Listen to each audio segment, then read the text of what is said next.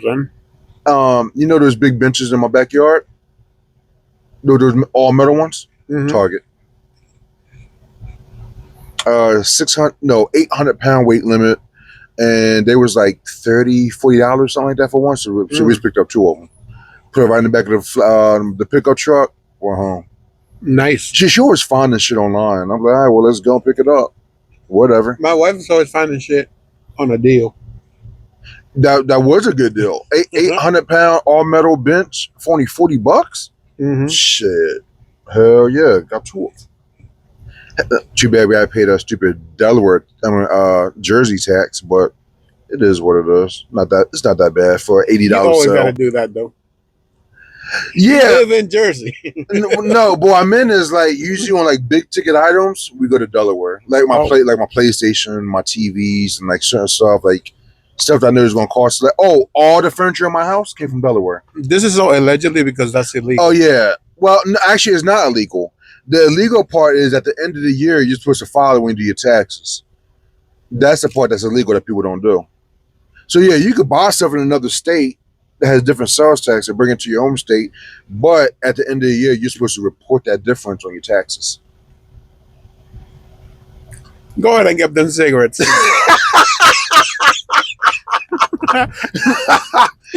No matter what they tell. Yo, I know your restaurant is in PA, but go ahead and go to Jersey, stock up, and bring it. Yeah, go ahead and stock up in what's Jersey. Funny? Like you're talking about Jersey taxes. Yeah. But the liquor store that's right by us, that motherfucker stay packed. By people from PA. From freaking Chester. Yo, especially during the summertime, you see people pull up in like box trucks and pickup trucks, and just come out with a hand dolly with the stacks of crazy. I'm like that. There's nothing around that liquor store. No, and it's always packed. You know, like, where's these people coming from? And the crazy thing is, my last trainee, I can say Chad because that's his middle name. Chad, he remembers 322 when all those warehouses and that Wawa, all that shit wasn't there. Like he remembers the old school 322 when there's no traffic lights. And even then, he says that liquor store is always packed. Now, that's the old school 322? Oh, this new school 322. From back in 2019 when I started. Oh, that's how it was. Well, no, that shopping center was there. Not the shopping center, but the only thing we had was like the complex where the U.S. Foods is. Yeah. Besides that, it was maybe the Lineage. Maybe. I remember the Target and everything else. It was nothing but a 2-lane road. A 2-lane road. There was no lights, nothing. Yep. Yeah, it was sweet. Until you got farther down, and that's where you had the Dunkin' Donuts and the Wawa. Yeah, that way. That way. I feel like it's always been that way. Yeah. Besides the new warehouses. Right, but from our job, from that liquor store to the bridge, country. Yep. Country. No warehouses, no Wawa. I think I remember little houses. There was, and they took them out. Yeah. You're absolutely right. Actually, just so like I want to say there's one house there. There's one house. Somebody. He didn't take the thing out. My house. Yeah. Oh, welcome back, beautiful people. To 2 guys, 1 truck. I'm Big Head. I'm Neddy, and he's sick. I am sick and tired. You can't be that tired if you're.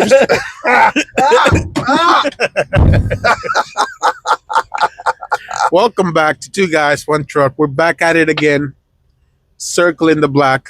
What week is this? Please say it. What week is this? Yeah. How many episodes are we in? This is episode number, I want to say 8. 8 weeks. 8 weeks strong. 8 weeks straight. Damn. No breaks. We up. We up. We doing pretty good. Yeah. TikTok is still making progress. Every week we're doing progress. YouTube is still treating us like some bitches. It's still going slow, but it's slow, but it's going steady. All 33 of our subscribers, we appreciate you. Thank you. I thought we had like 41 of them. Do we? Yeah. I haven't updated that count. Last time I checked was like 33, 34. Nah, we got like 41 subs on YouTube. Are you sure you're not talking about Instagram? Because Instagram is surprisingly doing decent. It's slow, but it's moving. What are we looking like, Neddy? Hold on, it's loading up. Oh, shit. Okay, well, where we at? We are at the Flying J in Coney's Point, and we have 41 subs on YouTube. Yep. 9 more, and we are doing a challenge. What that challenge is, I don't know. So please, if you have any suggestions, whatever, let us know. But if you can, please try to avoid spicy stuff, because the last challenge we did, our ass was hurting for days. I mean, that was fine. It would have been. It was cool. It wasn't too bad. But my really. stomach didn't agree with it. So yeah, actually, eating the freaking chip was easier than the aftermath. yes, I agree with that. Because when I got home, I had a mean stomach ache. Yeah. And then I think you're supposed to eat bananas before you do like spicy stuff. Really? Is that like a hack? Yeah, banana Bananas. or bread or whatever. You need a nice base, something that can absorb the heat. Actually, yeah. But yeah, I got home and I was like in pain like crazy. Do you have your light on? No, I don't. I didn't even put my light up. Yeah, I wasn't crazy. Is your light on? It is now. Yeah, we do need them now because it's a little bit it's crazy out. Yeah. It's a beautiful gloomy day. What is the weather like, Neddy? It is nice and rainy. You can see it right there. Nice and rainy. It's been raining all day. Depressing as hell. So besides me, being sick and being kind of achy, like I feel fine now. I've been on drugs. I've been taking drugs. I turned mine all the way up. Neddy told me the funniest thing. So I did. Well, it's probably not the funniest, but I thought it was like kids say the darndest things. But I thought it was hilarious. So pretty much, it's not about the reserve. No, it's about you last night. So last night, Neddy told me he couldn't get a lot of sleep because we both got kids and shit. Yeah. But he was like, yeah, his wife was like, oh, well, you can't be that tired if you didn't fall asleep at work. Yeah, yeah. If you still up, then I guess you wasn't that tired. I'm never That's tired. one way to think I'm about never it. too tired at work because I've never fallen asleep. Because you would have heard about it on the news. So, local, welcome to AB66 News. Local New Jersey man fell asleep runs on a over at turnpike. school. Yeah. Yeah, that's shit. That's one of the things that we really can't do. Yeah. As truck driver, we can never take do your 10-hour breaks. Get your sleep, folks. Or if not, you want to be like this poor fucker and get a Monster. I'm a Monster and freaking Gatorade. I do have coffee, but I left it in my pickup truck. But yeah. What time you got up this morning? I got up this morning at 4:30. 4:30, and I met Chad at the yard at 5:30. 4:30, I was almost at my customer. Where was you at this morning? I went to can you tell? You went to Owens Corner. Yeah, the long sleeves. Yeah, every time I go there with long sleeves, like I don't want. Like today it's raining, but like on a nice hot day. Yeah. After I check in, I go back outside. I roll that shit up. Yep. It was just raining. It was miserable out. Yeah. Doing those 2 freaking unloads. How much rain was up there? I'm telling you, there was like about 2 inches in parts. My boot got wet. Like my boot got. It was really like this is like yellow puddles. That's not yellow. That's brown. Yeah. It's supposed to be yellow. It's supposed to be yellow. It's a God damn. That dude was like a dookie brown. I know, man. It's freaking crazy. Damn, son. Where'd you find this? Trapaholic mixtapes. I'm fucking sick, man. Yeah, you know this part I ain't gonna clip out, right? Huh? Kalo K? You don't gotta clip anything out, man. Oh shit. All right, let's get to some trucking related stuff. Yeah. Oh, I had the craziest dream last night. Yeah, what was I dreaming about? I dreamt that it was snow out. It was snowing? Yeah. Why would you dream about some bullshit like that? Who the fuck wants driving snow? Why would you dream about that? I dreamt that I dreamt that it was around the same time, like it's the same time period. So we're not supposed to have any snow right now. Right. But like freaking 6 inches fell. Is 6 inches a lot? It's about average. No, 6 inches is pretty fucking. It's a lot, man. Yeah. Kings, remember that, Kings. Next time your wife gives you issue, 6 inches is a lot. Damn it. You know what? 4.5 inches is a lot. You're definitely gonna be inconvenienced by that. Oh yeah, trying to make it to work. So yeah, like it was snowy out, and then I got in the pickup and I did a couple loops on my street. At your house or at the yard? On my street. Like I was going from on my block. I was like get out, do a little loop de loop. Yeah. Go to the other end, do a little loop de loop, and come back. But it wasn't cold out because it's not cold. So I don't know how the snow. So it was hot, but yeah, it was snowing. Yes. And I remember like there's some kids in the neighborhood that they see me. Yeah.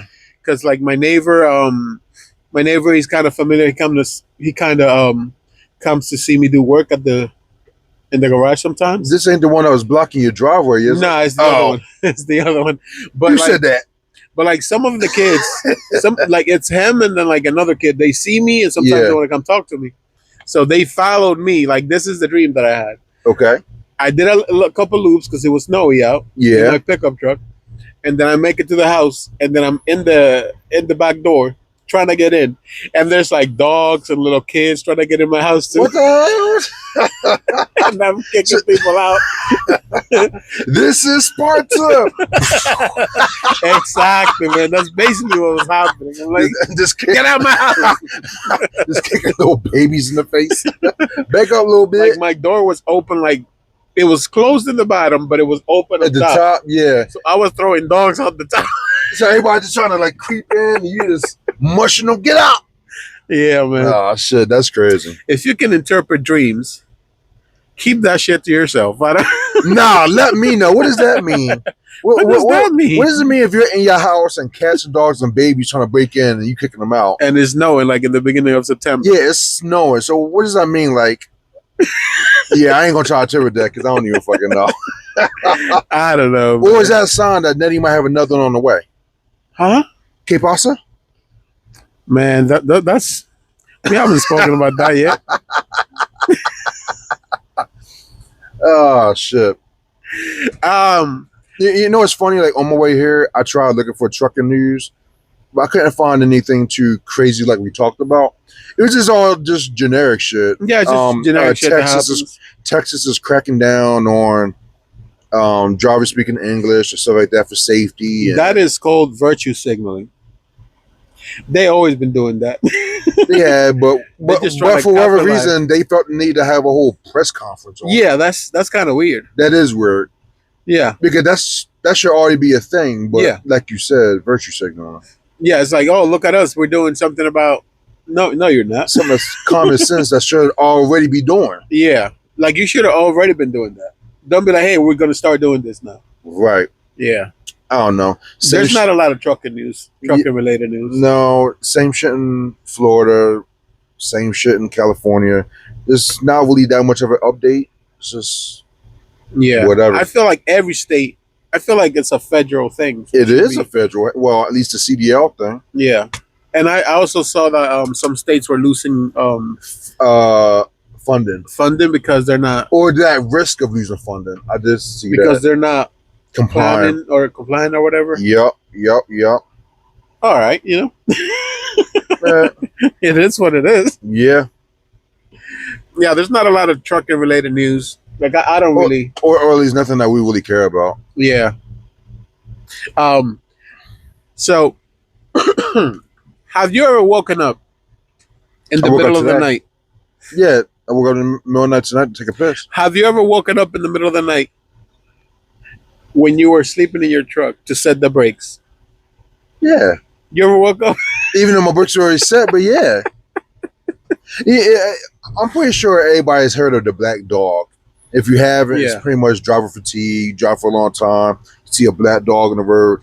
Anyway, tired of shit because I've been driving all day, whatnot. Yeah. And I pull over. I'm like, you know what? I'm gonna take a nap. I'm gonna be responsible. Mm-hmm. But it's fucked up because I'm so tired and I've been driving all day. So as soon as I close my eyes, I go straight to sleep. But my dream is instantly of me driving my truck.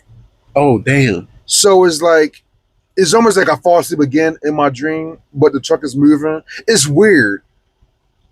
Instead of like I wake up, rush to the front, my bad, trying to set the brakes and everything, but yeah, everything's already set. You know what's funny? It's weird. It's a lot of my dreams are about trucking. Yeah. But I'm gonna tell you a common dream that I have. Okay. I get in the truck, right? Yeah. I pick up my load, and I never make it to my destination because Really? some shit happens along the way. Like somebody got a flat tire, and I pulled over and I try and help him with the flat tire. Yeah. Next thing you know, I'm being chased up by a wolf. It's also some weird shit. Into the woods. It's also some weird cutscene, right? I finally make it back to the truck, and I'm like trying to navigate, but I can't really. I don't really know where I gotta go. Like my phone is not working. Shit like that. Yeah. Do you know what my common dream is of trucks? My brakes not working. I don't know why that happens, but like a good 80 to 90% of my dreams about trucks has something to do around my brakes not working. I'm stomping on it, but my truck is still moving forward. Do you ever inspect your brakes? Talking about brakes, right? Yes, I check my brakes. Talking about brakes, on Friday, right? Okay. I pick up this flatbed, which you know. I pick up this flatbed, and we have a dirt parking lot, and I have an empty flatbed. So I just pick it up, and I'm telling you, I took off like a rocket when I first. No pre-trip, no tuggy test. I did all that. Bullshit. I did all that. If he did, then what he's about to say wouldn't have happened. But continue, Neddy. I check my tires, I check my lights, I, check all that I have to check. And then I pull off. And you ain't notice nothing. I did not notice anything. Okay, tell people what happened. We have a dirt parking lot, right? So we have a dirt parking lot. So I think they know it's dirt. It's very slippery, right? I guess. Continue, man. It is more slippery than like concrete, right? I agree. So we agree on that, yes, right? Okay. So I'm just driving, right? I get out the yard. I'm in the freaking driveway, and that thing is asphalt. Okay. I'm still good, I'm still driving. How do you know it's on the asphalt? My bad for cutting you off. Continue. So I'm still driving, right? And I make it to the freaking end of the driveway. Yeah, they make a left on 322. I make a nice right on 322. I thought you made a left to go get gas. I made a right because I was planning on fueling the riggings. Okay. But my mileage went down to like 26 miles. So I'm like, I'm gonna go to the TA. I'm gonna fill the TA. So you can follow my anyway. Yeah. Anyway, I make a right.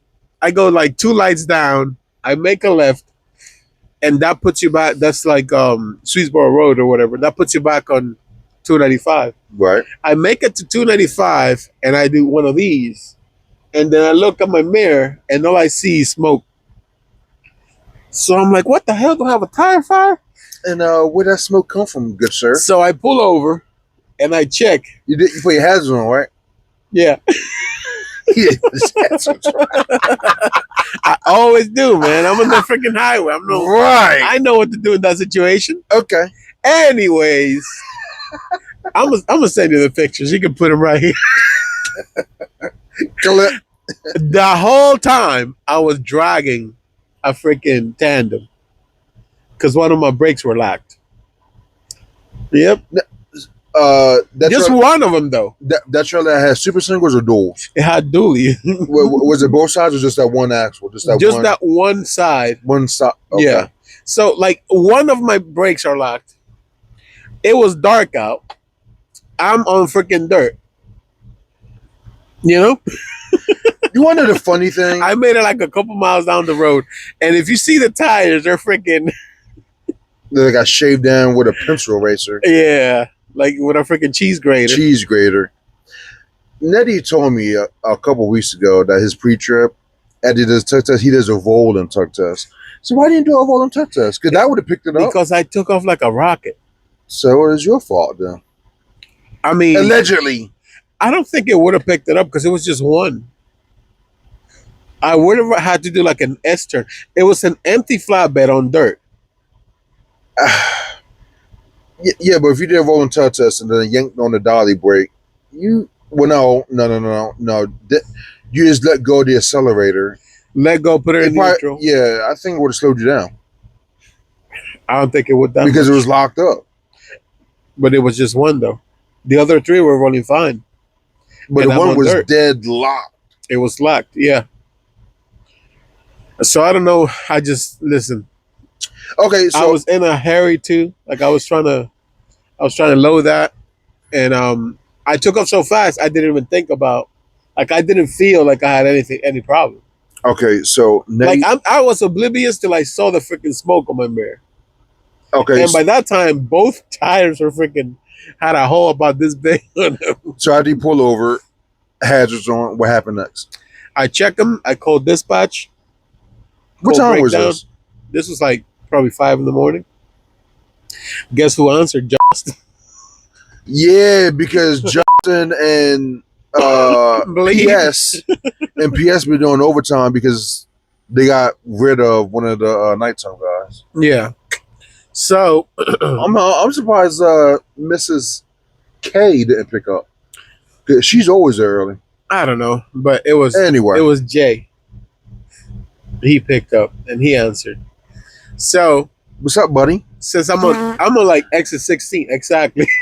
I'm at exit 16, and there's not a lot of shoulders, so I make it to exit 17. Ain't nothing else I can do. You know, tires are gonna be messed up anyways. I drag it to exit 17, and I was able to pull off, and then somebody from the yard came and patched me up. Yeah, tires already fucked up. We can't fuck it up anymore. Yeah, exactly. Oh, so somebody from the yard came and just swapped out that tire? Yeah, they swapped out right on side of her. The tires. The tire tires. Yeah. It was exit 17. It was I was not on the highway. I pulled off the highway. Oh, okay. But still, it's not bad. So what was that? Maybe like 5-10 minutes away from the yard? Yeah, like 10 to 12. I would say. Yeah, I'm pretty sure they don't care. Yeah. I mean, they care, but it's not a big deal. It's not like they had to drive like over an hour to get you. Yeah, it is not a big deal, but I'm just like, I'm so surprised that I didn't notice it. Like, you wouldn't notice it, I guess. You must have been tired on Friday too. I wasn't tired. This guy is the most. He sees everything before I see it. So that's weird. That is weird. That is weird. But I had no like.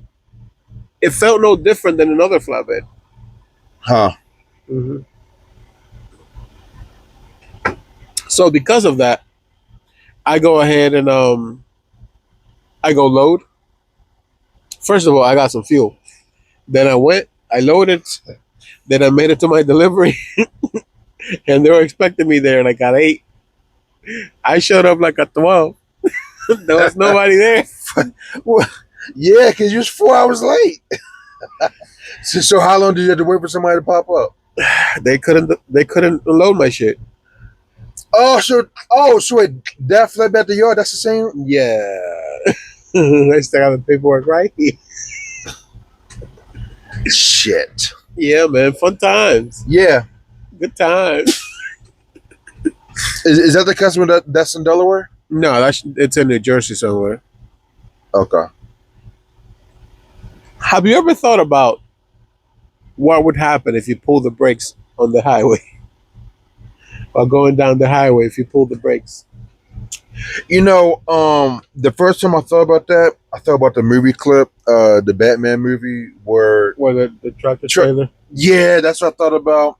By the way, how realistic is that? Not realistic at all. 100% not. Yes. That's definitely some Michael Bay action shit. Yeah. But if I was driving on the highway full speed 70 and I just set both my tractor and trailer brakes, I'm pretty sure I just come through this a screeching stop. You see them with smoke, just. So that's what I would think too. But I've heard that if you set them like above 40, they gradually slow you down. Like they don't immediately go full lock. Really? That's what I've heard. I haven't tried it. I mean, we can always test it. You can try that at your own risk. All right, go and set the engine up. Yeah, but that's Come enough of that. Intrusive thoughts. Come enough of that. Intrusive thoughts about brakes. One is trying to set the brakes while you are asleep, basically, because you're like, have you ever did that? I have, yeah, multiple times when I slipped in the truck. I'm like, let me just make sure these brakes are set real quick. And like, I could be at a place for 2-3 minutes. I haven't rolled, and I'm like, let me make sure my brakes are set. Oh yeah, I'm always double checking. Yeah, always double checking. But one time, right? I'm gonna tell this story. One time, I crossed over the George Washington Bridge. It was like 3 in the morning. Okay. Coming back to Jersey when I used to do overnight, and I see this cone in the middle of the road. It's in the middle of my lane. It's a cone, just a cone, right? A regular orange cone. Yep. Okay. There's a truck on my right, so I couldn't. Usually, I avoid any obstacle, no matter what it is. If you see like a box or a bag, there could be something inside that you don't know. Right. So something I'm always sharp. Could fuck you sharp. Yeah. I'm always avoiding them, but I couldn't at this point. So I'm like, fuck it. I hit the cone, bing bong, and I don't even think anything about it. I'm just going down. I'm on the express side after you cross the bridge in New Jersey. Yeah. And next thing you know, I looked on my mirrors, and there was nothing but smoke behind me. Oh shit! So what? You was dragging that cone or pop one of your airlines? So I just got brought to a complete stop. You lost all air going to your trailer. Shit. It wasn't just that. If it was just that, I could have dragged the trailer. Yeah, but if all that so right, there's no shoulder to pull off on the express side. All right. Yeah. Huh? Continue. There's no shoulder on the express side. Correct. I just hear yeah, all your air pressures and I see smoke behind me. So I'm like, what the hell? I pull off as much as I could. I'm half in the right lane. So, and this is nighttime. What do you have at nighttime? If it's nothing but trucks coming down. You ain't got shit. Nothing but trucks coming down. Yeah. If 2 trucks came down at the same time, that would have been an issue. Yeah. Yeah. But every truck would see me and then, oh shit, and go to your left lane. Yeah. So I get out, I set my cones, my triangles as far back as I can, right? Which I shouldn't have done that. I should have tried something. But I thought, I'm stuck here. Yeah, but still, I would still set my triangles out. Yeah, so just I set my triangles on the safe side. And then my truck is on, and I hear a noise under the truck. This is the time that I could have easily died. So you didn't call under your truck, did you? Yeah. So I hear something under my truck, and I'm like, there's something under my truck, hissing at me. So I'm gonna check what it is. So I make sure that there's nobody coming, and then I get under the truck, and there's tanks. I had a Freightliner at the time. There's air tanks under the truck, under the cab. I'm assuming it was the air tanks? It was one of the air tanks. I don't know why they would do that, but one of the air tanks had a butterfly valve facing down. That's stupid. It's very stupid. So that's what the cone hit. And all my air went away. But that's not all. The cone kept going back and also took out one of my airlines.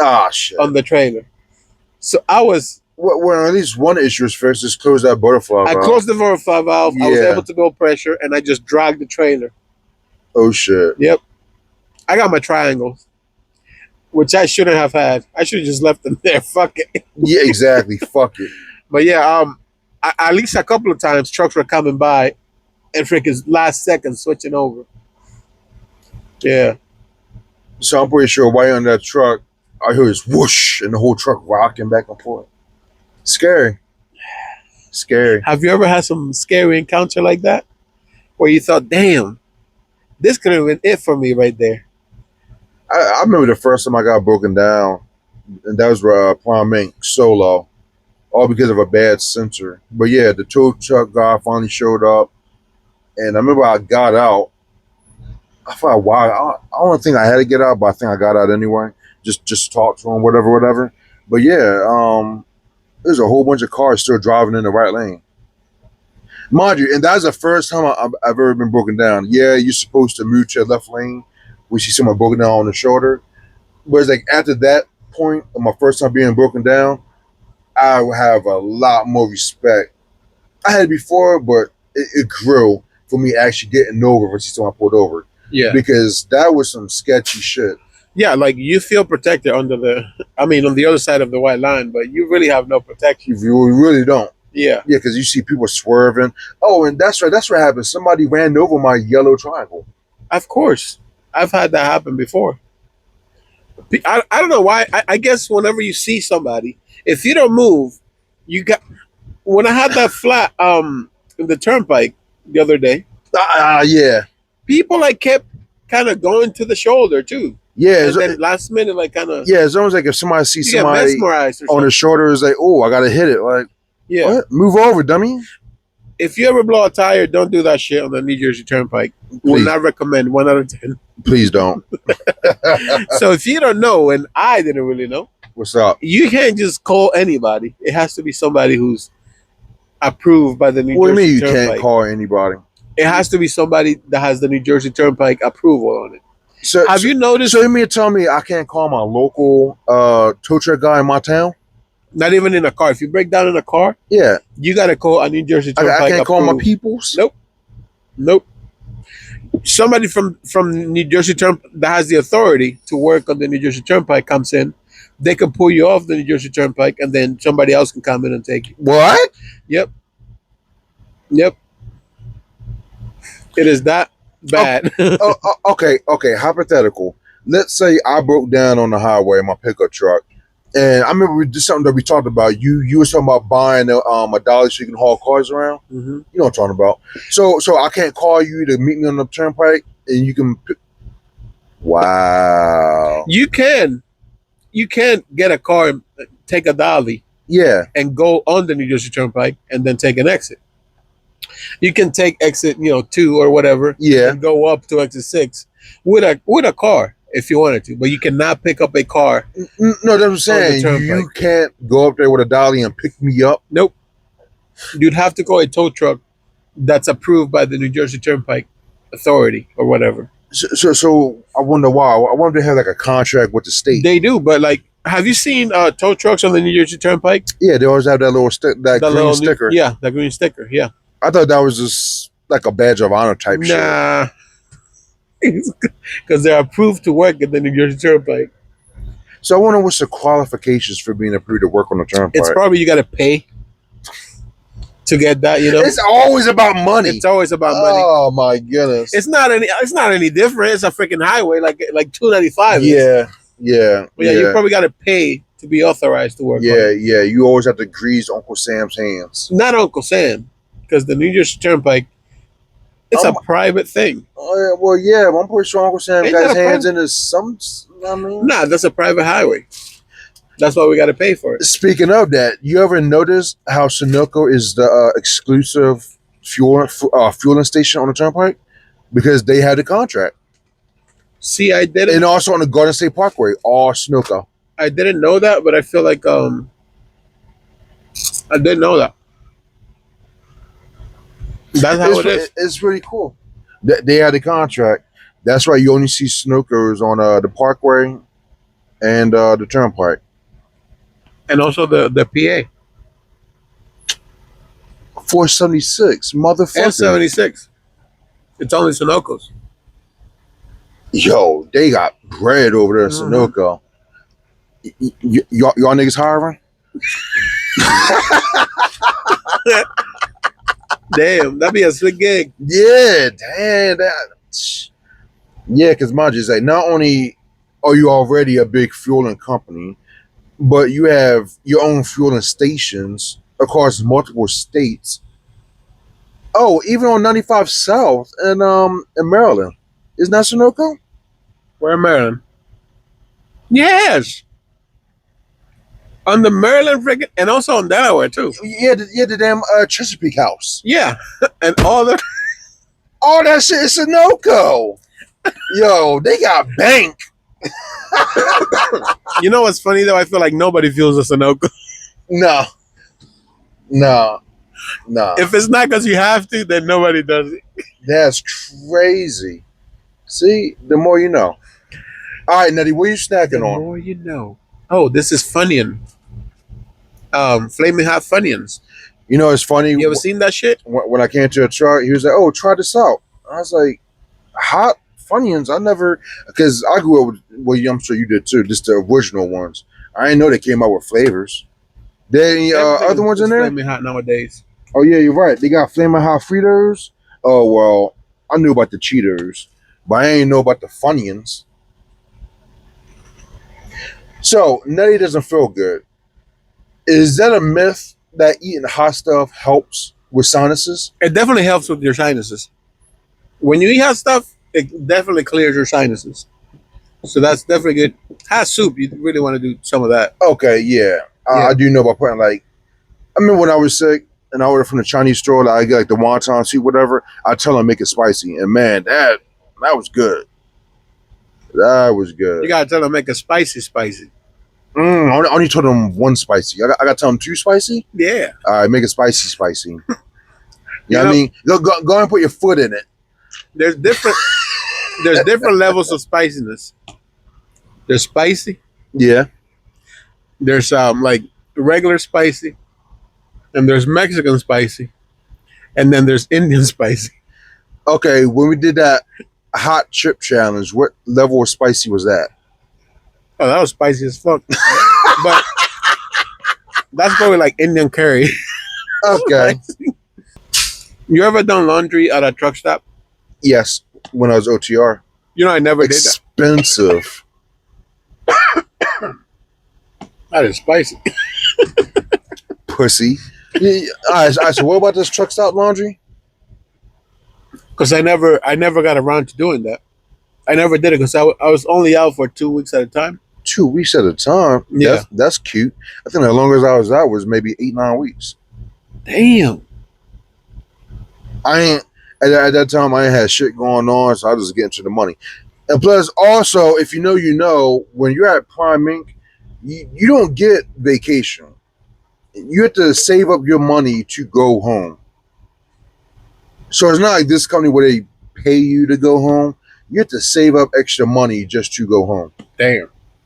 So I was like, well, it's almost one of those things like I can't afford to go home. Damn. Yeah. If you ever, it's fucked up. It's fucked up out here. I only went out 2 weeks at a time, and then I come back. And then, so the reason why I really left Schneider was because the training issue, right? No, that was Werner. But Schneider, like after a certain point, they put me in an account going from Springfield, Massachusetts, to Jersey City, and then I would drive to Fairless Hills, and I would go home every day. Is that what you wanted? I wanted to go home every day. Okay. I'm about to say, like being like on a dedicated account, you have to ask for that. They just don't automatically put somebody on a dedicated Well, they account. gave me that. I don't know why, but they gave it to me. Well, because you told them you want to be home every day. I didn't tell them that, but I just ended up there. So I would go to Springfield, which is the distribution center. I'm not sure if it's for every freaking Dollar Tree. What's that? Dollar Tree? Yeah, what about Dollar Tree? I think that's their distribution center for the whole. Okay. It's in Springfield, Massachusetts, because that's where we always went. Me and my trainer with Werner, and then we would go all over. Even New Jersey, some parts of like Northwest Jersey, like the mountainous, the hilly area. But with Schneider, would go to Jersey City, drop it off in a warehouse in Jersey City, and then they would put it in like little trucks to go like to New York City, the Dollar Trees, I guess. You know something that I thought was cool? I went to a Cisco, and I was talking to one of the guys. Like I delivered to a Cisco back when I was at Prime Inc. Mm-hmm. But my trailer, I had like 42,000 pounds of just French fries. But then I learned out it was for McDonald's. Damn. So at that Cisco, that's why Cisco, they go to a lot of fast food places. I don't know if they do that because I only went to like the restaurants and stuff. So what I figured out is they have like, I don't know, just say there's 3 trucks. One truck has 41,000 pounds of French fries. The second truck has 41,000 pounds of patties. and that third truck has 41,000 pounds of chicken nuggets. Mm. So what they do is they'll break down the cases and split it up in those little Cisco trucks and take it to the restaurants. Huh. I thought that was pretty cool. Because I thought U.S. Foods delivered to McDonald's and stuff like that. One also where I live at, but Cisco, McLean, they do a lot of that too. Cisco bought U.S. Foods. Really? Yeah. Wouldn't you think U.S. Foods is bigger than Cisco? You would think. Yeah. It's almost like how T-Force is buying UPS. What? T-Force? Ain't that like a part of UPS? They're buying it. Ain't that like a little part of UPS? Isn't T-Force, I could be wrong, but isn't T-Force buying UPS? That's why you see so many of those motherfuckers on the road. The second thing is, isn't that a Canadian company? That's wild. How does that even work? Someone told me that a couple years ago. UPS used to have UPS Ground and UPS Freight. Working brown, do for you. Which I always thought that was a funny slogan. That's hilarious. Working brown, do for you. Not much, man. I just gotta clean that shit up. But they used to have UPS Freight, which used to be overnight. Does that ring a bell? And what, ground was at the last mile? No, UPS Ground. You would think that'd be last mile. That's the regular UPS, as opposed to like UPS. But you just said freight was overnight. So what? Freight used to be a company named Overnight. Oh, I'm asking you if that rings any bells. No, it doesn't. I thought you meant like they just drove overnight. The trailer that we have in our yard, right next to the DEF pump. Yeah, with the roller. Oh, that little pup trailer. Okay. With the generator. Yeah. That's an overnight trailer. It says overnight on it. You think this company bought it from them? Yeah, from Overnight. Yeah. So, fun fact. But yeah, UPS Freight used to be Overnight. UPS acquired it. And I think they sold it again. I think that's T-Force. Yeah, I think that's T-Force now. Yeah. So how but you still see UPS on the verge. So but I'm saying one big merger.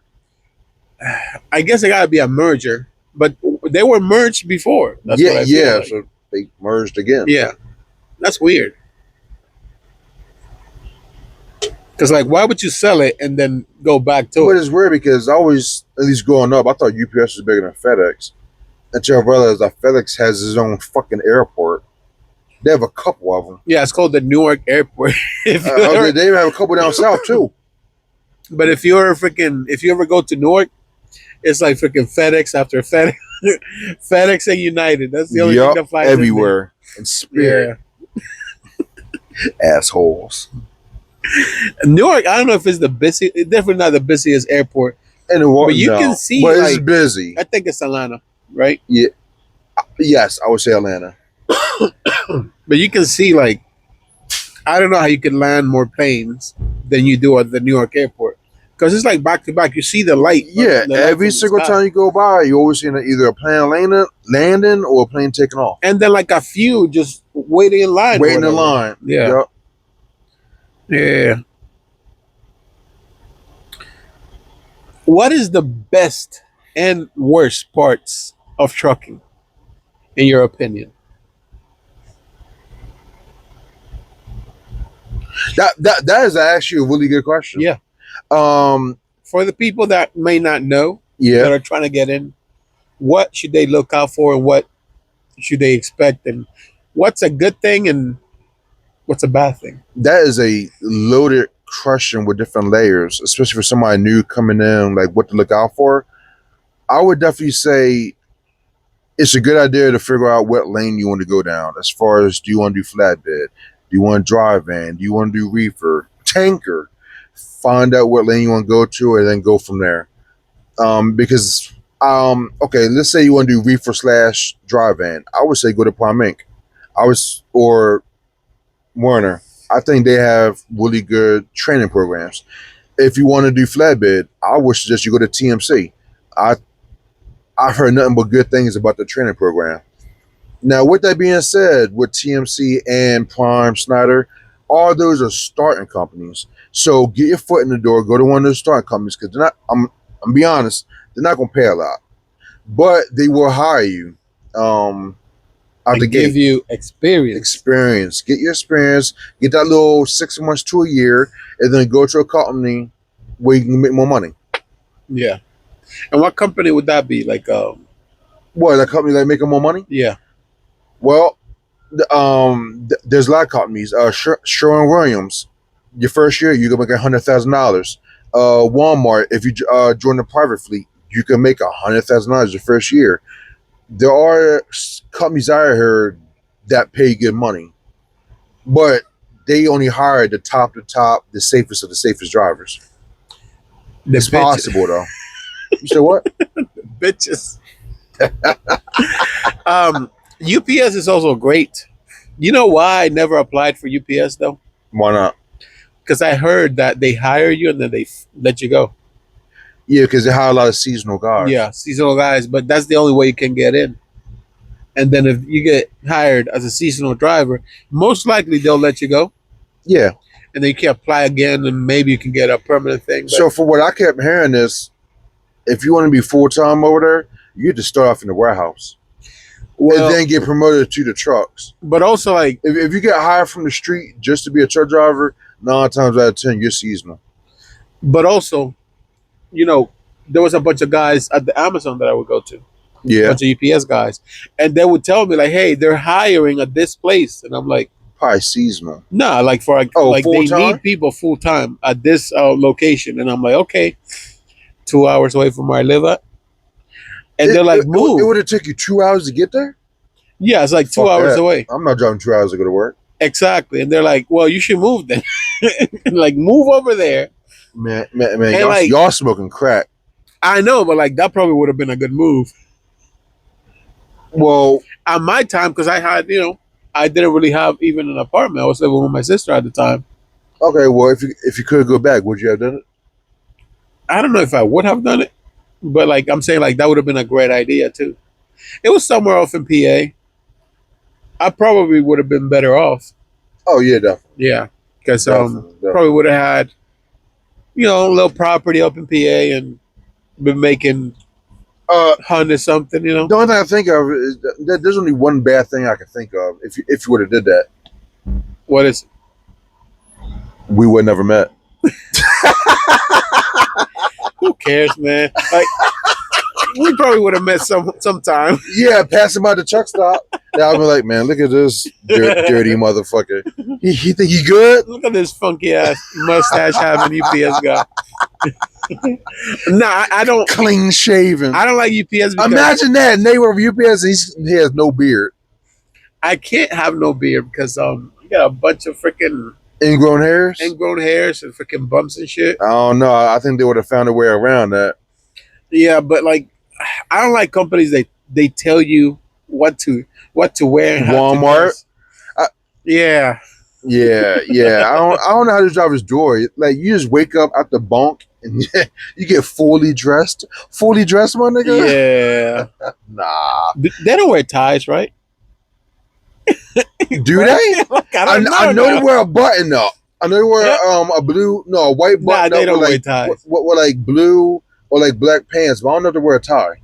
That's excessive. Yeah, I don't think they wear a tie, but they wear a freaking uniform. That's like a white color uniform. How do they do pre-trips and shit? How do they not get dirty? Unless they do it in street clothes, and then before they start driving, that's when they put their actual driving clothes on. I don't know. Somebody that works for Walmart, let us know in the comments. I know somebody that works for Walmart. Oh, you do? Yeah. Oh shit.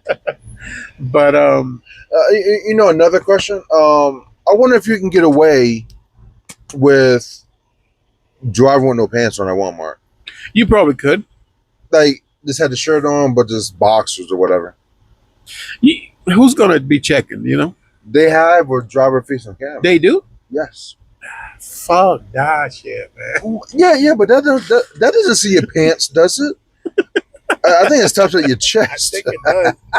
I think it sees your pants, man. I think it sees your ass getting. You know what? Yeah, because it sees the steering wheel. So maybe. Yeah. Imagine that. I don't know. Any company that tells you exactly what to wear, how to dress, what kind of facial hair to have how to cut your hair. I feel like that's a little bit funky, you know. I mean, this company tells you what to wear. They don't. This company has a dress code.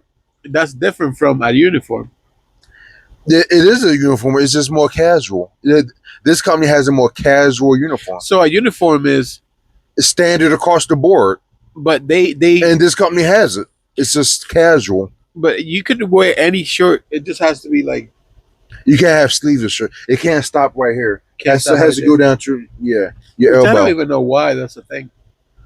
You never been to US Circuit and saw those dump truck drivers hop out with those sleeveless shirts? Yeah. I see it almost every single time I go up to Silica. That should be. I think that's a food grade thing. I think we can, but food grade can't. Remember they said with food grade we can't have pockets on our shirts. We can't have pockets, but then we can with sand. I don't think so. I don't know. With any, that's our dress code. I guess because of food grade. Which I don't know. Why would you not be able to have a pocket? I don't know. Why can't you have a pocket? Like, is some food gonna fall in there? Like, are you afraid I'm gonna put like a little bit of flour in my pocket? I got pants pockets. Like, I'm sure I got that. I mean, I might put a little bit of sugar in my pocket. I don't know. A little bit of malt, a little bit of salt. Yeah, man. Next thing you know, you're freaking putting places out of business, stealing shit. He had 3 ounces of sugar in his pocket. we went bankrupt. He put us under. Damn, the last 3 ounces we needed. Yeah, we needed those 3 ounces. Oh, what's up? See, this is improvising. This is live. Whenever you see somebody and their freaking fairings are messed up, what do you think?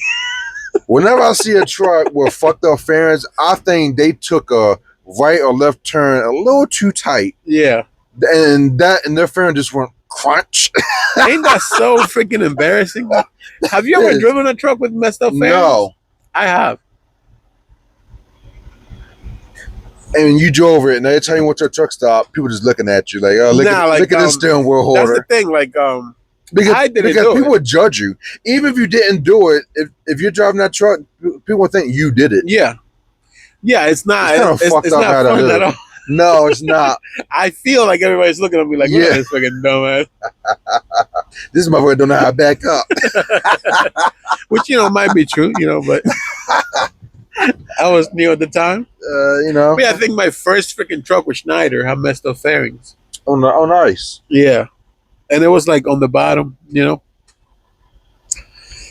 Yep.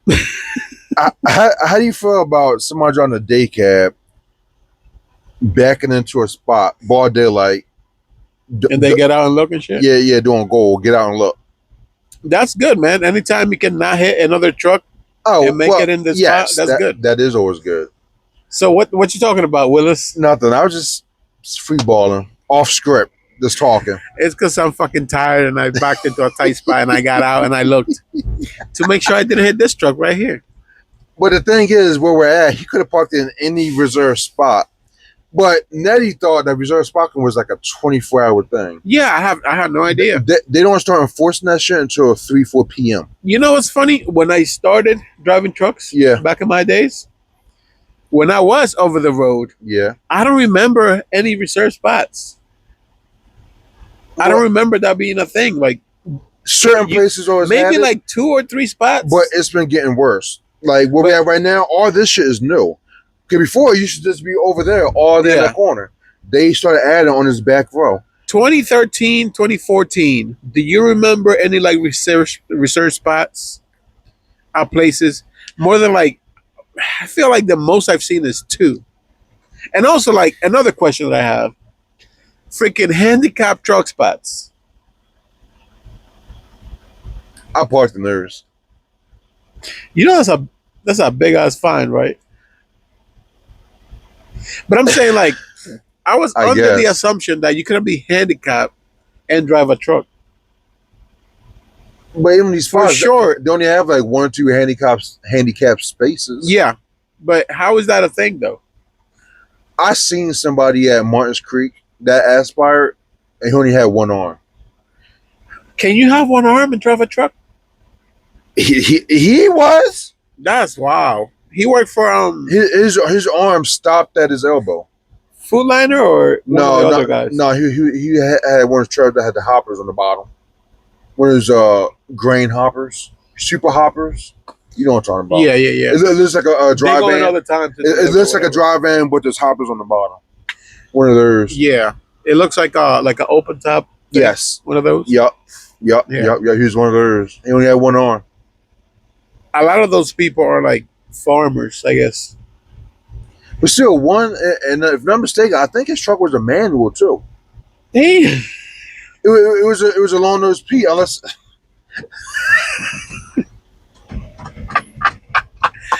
You know what? An asshole. I mean, how else is going to be driving? Like, was it his left arm that was gone? He had his arm. He had his shifters on. It was his left arm that was gone. Like that? That's fucked up. Why do you think? Do you think safety on roads is a good idea? Safety? Yeah. Yes. What type of Should safety always be first? Yes. At all points. When should it not? Do you think the FMCSA should care about safety first and do everything after that? They should, but they care about revenue. Why is it that farmers can do anything? Because most of the farmers are local. How come there's no laws when it comes to farmers? I know a lot of farmers. I showed you that video. There was this guy, he was driving, and his trailer must have been attached by rope or something because his trailer was going side to side. It's kind of funny how farmers have that the AG, the agriculture exemption. Yeah. But if I'm not mistaken, it's like you could do, like what Neddy just said, you can almost do whatever you want within like a 150-mile radius of wherever you start from. Like you can take any freaking equipment out there at any speed. And do what you want. Yeah. Just put a triangle in the back. Triangle. Just do what you want. Hazards. No plates. If you feel like it. No plates. Like how come I can't do that shit? They don't got plates, do they? For farm use only. That's their plate. Farm use. That's what it says. So how come safety and shit doesn't matter for them? Like, don't get me wrong. Like, I think that's a good thing. You know, because we want, that's an important thing. That's the food that we eat. You want to make sure that's. But even like police officers got plates and shit. Right. But if you're a farmer, it's like. But those vehicles is on city highways, back roads. Yeah. It's on city funded roads. Yep. And you would think that they should be subject to the rules. To regulations, exactly. But right. They're not, though. Yeah, that's weird as fuck. And also, like, those freaking bottom drop hoppers that he was talking about. Yeah. They're like 100,000 pounds, them bitches. And I don't never see those big banners that say overweight or... Nope. They'd be 100,000 pounds. Because I know when they go to... Proximity Mall. Yeah, they be all quick. Yeah, I know they be all like a motherfucker. They be like 100 and something on them bitches, but that's legal. I think they can be 105. You know, it's funny. I know a guy. They got lower sand, and he drove to Massachusetts, and his total vehicle gross weight was 90,000 pounds. So I asked him about that shit. I'm like, yo, you sure you want to take that shit? He was like, yeah. I'm just going to skip every scare house, and that's what he did. He took the exit before and then got back on the highway. That is ridiculous. That's some sketchy shit. And now I'm going to tell you, it is difficult to skip that first one on 95 in Connecticut. Yeah. It is difficult to skip that one. Don't ask me how I know. I don't know exactly, or if you ran nights and by the time you got up there, it was like nighttime type shit. But that was just some straight up dumb shit. Yeah. Somehow he did it. Somehow he did it. Another question that I have, right? Okay. How come pig haulers don't have to follow any laws? Those pig haulers be moving ass. They be hauling ass. But I looked that up. They don't even have to pull in scales, really. They're literally above the law, them bitches. So they can literally just do whatever they want. They can go whatever speed, They can drive however long. They don't have the same hours we do. Yeah, but I'm pretty sure if a cop catches them speeding, they can still get a ticket. I don't know. They probably could, but they can drive as many hours as it takes to get there. So what? They just don't have a clock at all, or they have a clock but it's exempt? I don't think they have that shit because they don't get stopped. And if they do, have you ever seen one pulled over? Where, like at a sky house?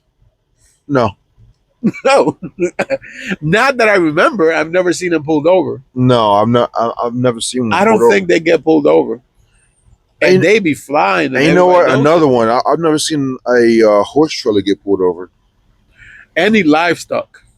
So that's the rule with livestock. Yeah. If you have something alive in your trailer, yes, you have the same rules. Same rules apply as the pig hauler. So wherever a tanker had yeast, it's yeast. I think I heard that yeast is the same thing. I'm just talking shit, but really, anything that's alive, basically, if you have it in your truck and it's alive, you can pretty much haul ass. Because it was like some bacteria and some fish too, like anything, fish trucks. Huh. That's good to know. So that's good to know. So next time I'm hauling out, next time before I leave, maybe I should just kidnap somebody and put them back in my trailer. That way I don't let it stop. Livestock. No? Okay. That was a joke. Yeah, a poor jerk, obviously. We have all thought about that, but should the speed limits be higher? / should speed limits just be like recommendations? Like a good route to follow? Because what I think is speed limits are just a trap for the city to get more money. Are you talking about in the city or like anywhere? Like, how come we don't have like the Autobahn? How come we don't have like speed limits out there? Exactly. It's just do what you feel comfortable with.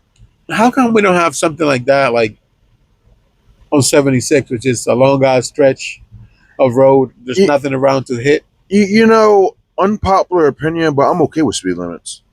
The thing that I'm not okay with is people that drive under the speed limit. So all highways should have a minimum highway, so of like 5 miles per hour. No, like under the posted. So the speed limit is 60. The lowest you can go is 60. My bad. If the speed limit is 65, the lowest you can go is 60. But do you know how many times I've seen people... Are you drunk, dude? Maybe. Maybe. I had a couple Coronas last night. But anyway, yeah, I don't know how people do 10 miles under the speed limit. The rule is typically 45. What, like the minimum? Anything under 45. If you see it, whenever you see a minimum speed, it's always 45. I think that should be higher. Yeah, it should be like, do this speed. Okay, everybody. At least 55 then. What if there's traffic? Okay, well that's one thing. But if it's like wide open and no traffic, you have no excuse. Yeah. How do you feel about people driving down the turnpike with the hazards on because they have a donut on the car? You should do that.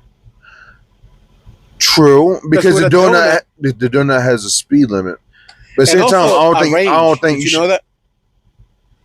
No, I knew about the speed limit. 50 or 55 miles per hour. Yes, and 50 miles, which is essentially 1 hour. Yeah. So after you put that donut on, you have a limit of 1 hour? Well, 50 miles at the time, I'm going to guess, because they get hot. Yes. Yeah, I've blown some freaking donuts before. What? Yeah, because I was coming from... We're on donuts now. I was coming from Rhode Island. We put a donut on the car, and then we made it to my uncle's house in Connecticut. We got a wheel. Yeah. A regular one. And then we kept going down, and like somewhere in New York, we blew a tire. Oh, shit. Yep, and it was a donut. We hit a bump, and that thing just took out the rim. Damn. Yeah.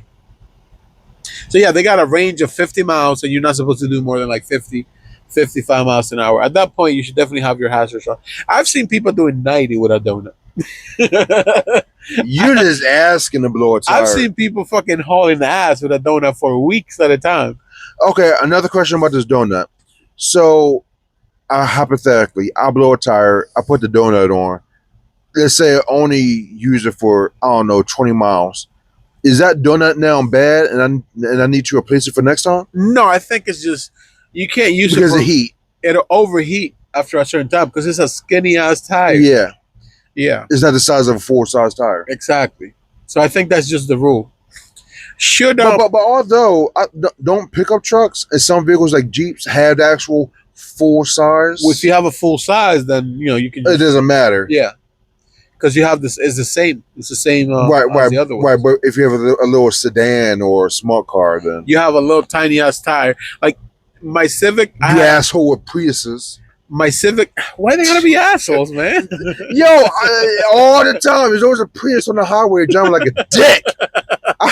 I hate seeing a Prius on the highway because I know they don't drive like an asshole. Anyway, my bad. My little rant. Whenever I have my little Civic, and I blew a tire, and it's not like I got a huge tires on it. I would blow a tire, put the donut, and that thing was on the ground. Yeah, like I would scratch on every freaking pothole, crack on the road. Damn, pothole, speed bump, driveway. Everything. What do you think about people who cannot change a fucking tire? Should they be banned from the country or should they be deported? I think changing tires should be like a basic life skill. Like it is. Everybody should know how to clean a little bit. Use a vacuum. Everybody should know how to cook, at least the minimum. Like how to at least turn on the stove, how to boil water. Everybody should know how to change a tire. I think that's something standard. Now, as far as like changing brakes, that's like might be like next level, but changing a tire should be standard. Changing a tire, they should add that to the driving test. It should be changing a tire, checking the oil, and checking the coolant. Okay, I agree. That should be something that everybody does. That should be basic. And also like checking the tire pressure. Okay, I agree. That should be basic things. Just checking it. When we get to a stage to start changing shit, well, besides the tire, that should be like the next level, like stage 2. Yeah, like it would be great if you knew how to change your oil, but that's a scheduled maintenance type thing. Right. So you can just go to whatever and change it out of place. Right. But the coolant, unless your car is in warranty, then I'm not mad at you for getting like a brand new car to into a dealership because it's under warranty. So I ain't mad at you for that. But like the tire is not supposed to be losing air. So just checking down, make sure it doesn't lose air, because if it does, then you have a problem. Correct. Also, the coolant is not supposed to be losing coolant, and it's not supposed to be losing oil. So you check those, like, to make sure that the level is maintained. Yes, every once in a while you check those, and also just learn how to change a freaking tire, because you never know. Somewhere in the middle of the night. Yeah. Yeah. With no cell phone service. Yeah. No YouTube. No YouTube University. Because you never know.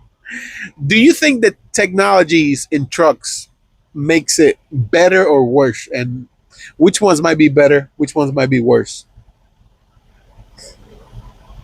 Because I'm going to tell you the one that annoys me the most. And you probably know it. What? The camera that tells you to slow down or whatnot? No. That's fine. I ignore that shit. Okay. Tell me, what's better? The front radar sensor. Okay. That's nice. So the front radar tells you what's the distance between you and the vehicle in front of you, and also how fast that vehicle is going. That is a nice feature. But that is nice. But that should be acting up sometimes. Yes. And now I'm gonna say this on these trucks is much better. But when I first encountered them, they would break because you go under a bridge and shit.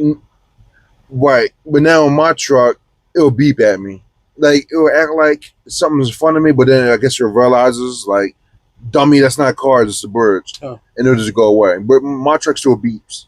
It doesn't break, but it will. Yeah. That truck? No. Your truck? My international. My trashional. Yeah. Lane keep assist is kind of annoying. That's only in the Peach. This truck don't have it, does it? Yeah. It'll go boop, boop, boop, boop. Oh, okay. So the Pete has, I think you even talked about it. The Peterbilt, it takes it a step further. Not only does it beep if you get too far, but that motherfucker will turn the steering wheel on you. Yeah, it's like lane. It's not lane keep assist. It's like lane center or something. Yeah, it's some shit. If you get too far to the left or right, you'll feel that steering wheel nudge to correct you to get back in the center. Yeah, that's annoying. But also, like even the lane keep assist, because sometimes it doesn't. That's the thing. Like it doesn't work well in construction. Work well. Exactly. Especially in construction, it's ass. You gotta turn it off. But you're already in construction by the time you realize it. Yeah. I mean, these trucks have a little cutoff button. Yeah. But that only lasts for 1 minute. Yeah. So it's like. But the front radar sensor, sometimes it brakes too hard. When I'm planning on stopping, if I plan to stop right behind this freaking truck, and the truck will panic sometimes. Full brakes. Yup. Push you all the way forward. Yeah. That is annoying. Yeah. That's annoying as hell. And also, the cameras. I really like the cameras because they can really save your ass. Oh yeah, from time to time. But a good idea is that they put cameras underneath the mirror, looking back. That's nice. Yeah, that's pretty good. I ain't mad at that. Can't be too mad. Nope, I just don't like the trucks that have the cameras looking at you while you're driving. I just miss the good old days of no cameras. You can really, but also I'm pretty sure they did because of insurance. It's probably cheaper. It's definitely got to be cheaper. Oh yeah. But when like 2017 or so, when I was working for my previous company, I could push people off the road with my shit, and nobody would know.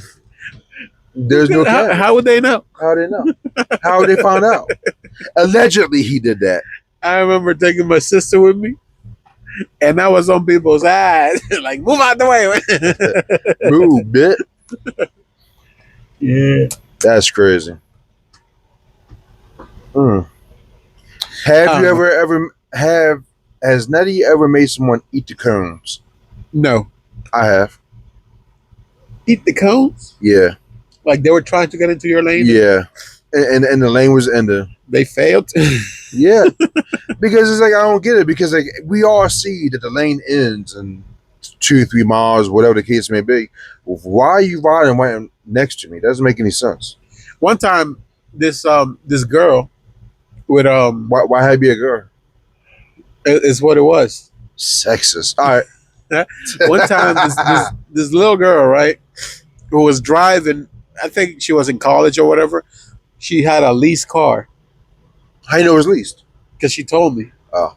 So she there was like 3 cars in front of her that got in between me and the cones. And then she also tried and hit my lug nuts with the back bumper.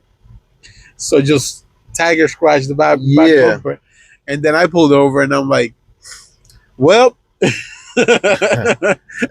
I still remember because it was funny as hell. She was like, I'm okay, but I think you're fucked. Yeah, I still remember. It was funny as hell. She was like, but your truck is fine. I'm like, it's a fucking truck. What are you expecting?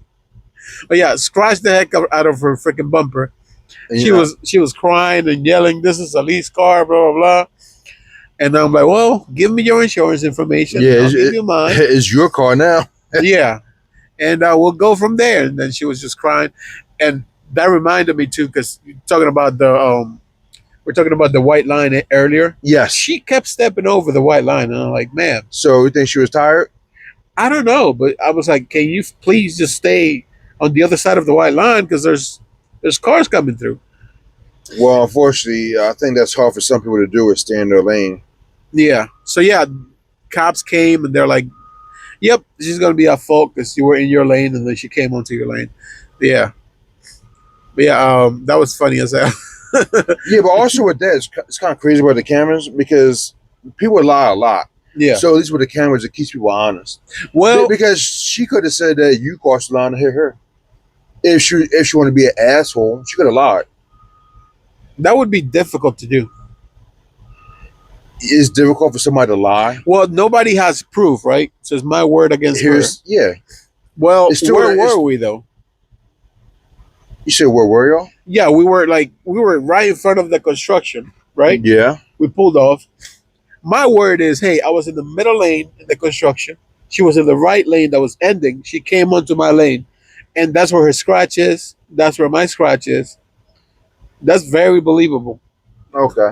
What is she gonna do? Like, oh, he went off the lane and hit me. Like, Yeah. Before the merging point, he crossed the line and he clipped me. that doesn't make any sense. It doesn't, but people lie all the time. I know A lot of shit don't make sense. I would win. That's Well, what I would say. I agree. You would win, but people lie every day, B. Yeah. How do you think people resolve shit back before like real evidence, cameras and shit like that?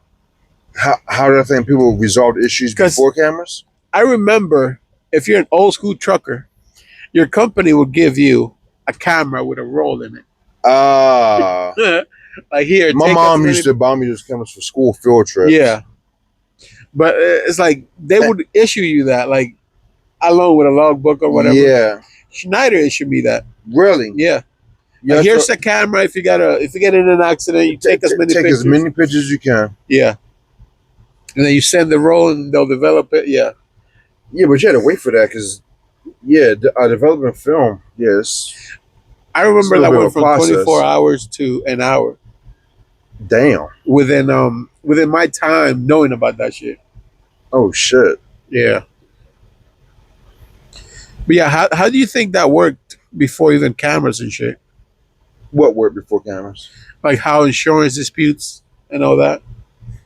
I guess somebody will have to come and show up. I'm assuming what you just said. They took the pictures, they reviewed the evidence, the cop statement, what the police report, and they just went from there. Hmm. Because like you said, there wasn't, at least in the beginning of trucking, there was no cameras. Yeah. But also, I keep hearing like back in the day when truckers first started, it was almost like a brotherhood. Yeah. Like honesty, being honest, take care of your brother, looking out for your brother. If someone's backing up, need help, like shit was better back then, supposedly. I'm sure there was still bullshit back in the days. People camping in the middle of the lane, people doing 30-minute breaks in the fuel island. I'm sure that shit happened. If you broke down, you had to fix that shit yourself. With that too. How about that? That too, because there was no cell phone. There's nobody coming. I mean, unless you walk like 5 miles to the next exit, they used to pay for them. Yeah. But besides that, you had to fix your own shit. Have you ever called 911 for a truck-related issue? No. You haven't? Because I think I've done it like at least 2-3 times. What? Why? Yeah. One time I went to Jersey City. New Jersey, okay. Yeah, Jersey City specifically. And I had to make a right, but I couldn't because there were so many cars. I had to make a right, couldn't, too many cars. So I kept going straight. I'll make a left and a left and a left and get back, Yeah. So I can make a left instead of a right. And I keep going, no trucks, no trucks, no trucks, no trucks. So I finally see a road that doesn't say no trucks. I make a left. I get to the end of that block, and there was a car in the corner, so I couldn't make another left there. You couldn't make that left without clipping that car. Yep. So I'm like, damn. So I'm like a block in. I can't really make a left. The people are in Florida because I called the cops and they came. They tried to get the car out the way. The people were like, in Florida. The people that's in the car, they're on vacation. Yeah, and they just parked in the corner. I'm in I'm not in the best neighborhood, for trucks. A little sketchy. Yeah. So turns out I took out a freaking cell phone line or whatever. You did? Yeah. Oh shit. So I'm there. I call the cops and they help me back out the whole freaking block. That whole block. Into another block. And it was the long way too. So it was like into another block so I can make a left, get back of the street that I was. And how long did that take you? It took forever for the cops to show up and for the cops to back me out of there. That's crazy. And by the time I left, I saw the people fixing the power line. No tickets though. Really? Yeah. Not even for hitting that line. I just took off because they're like, yeah, well, that should have been higher. Well, yeah, you dodged the bullet. Yeah, I definitely did. But it's Jersey City. Like, if you miss an exit, and what am I supposed to do? Just stop traffic and wait there? I mean, that's what some of these foreigners do. I mean, I am a foreigner. A legal one. Who said that? You said that. I am also an American citizen. All right, break. Real quick. Let me get my coffee. I wet my pants. And not in a good way. He wet his pants. We took a little 2-minute intermission so I can get a little coffee break, and he wet his pants. You see, what would Neddy do if I wasn't here? I don't know, man. I could do all kinds of stuff. Have you ever seen somebody that hit an overpass? Or an underpass, I guess you would call it? No, but I haven't seen it. Like, I've never seen it happen, but I've seen the aftermath plenty of times. Okay, like freaking tuna can or whatever. Yeah, sardine can. Yes, and also obviously the one Coney's Point by the Flying J. I mean, that bridge was out for months. Oh yeah. You couldn't drive over that overpass. That's funny though, because that's plenty high. Yeah, so the only thing I could think of is maybe either an oversized load went through it, or a dumbass dump truck didn't lower his bed all the way. I think it was an oversized load. It was something huge and black. What? It was like one of those circular round pipes, I think. Oh, shit. You remember that? No, I don't. I think that's what it was. It's like a huge black pipe pause that they had. If I can find pictures or an article, if I find something, I'll clip it. If I can find it, I don't know. Yeah. But one time, the first time that I saw it, I was actually in Coca-Cola in Philadelphia. Yeah. You know they have a Coca-Cola plant there? In Philadelphia? Yeah, it's like, I don't even remember where it is. But this guy showed up and he had a freaking, like the back part of it was like tilted. Because he hit a bridge and it just clipped the back and then it freaking took it off the rest of the trailer. So yeah, you can see sunlight if you were in the trailer. Damn. That shit was slanted back. Oh, almost like a convertible. I tell you something that I have seen a lot. When who knows, you probably seen it too. I don't know. You see a drive-in or reefer backing up to a dock, and they hit that dock so hard that it knocks the door off the hinges. I've seen that 3 times. That it knocks the door off the hinges? Yeah, the actual door on the trailer, it knocks it off the hinges.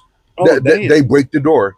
I've seen that happen 3 times. I've seen broken doors, but I haven't seen. Oh, you haven't seen like how it happened? How it happened? I've seen it 3 times. Oh, damn!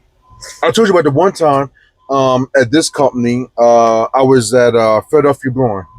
Okay. Brewing, you know what I'm talking about? The place where you had to nosedive in. You nosedive and then you kind of loop around. Yeah. He broke his door over there. The other 2 times was at Prime Inc. That was interesting. The funny thing is, it was a female. Philadelphia Brewing. Yes. Is that the name of it? Yards. Yards. Get the nosedive in. Yards. You see, that's why I always tell Neddy, because I can say like some half-ass description, and he'll just automatically fill in the blanks. Yeah, Philadelphia Brewing, they don't have docks. Okay. You've been there. They have like a little garden right up front. You're right. They have like some sort of a big thing. Have you been there to Philadelphia Brewing? Maybe once back when I was doing malt full-time, but then Kevin Tate. Kevin Tate? You stop saying his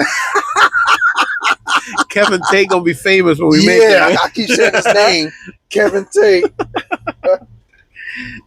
So yeah, how do you think people just drive under bridges?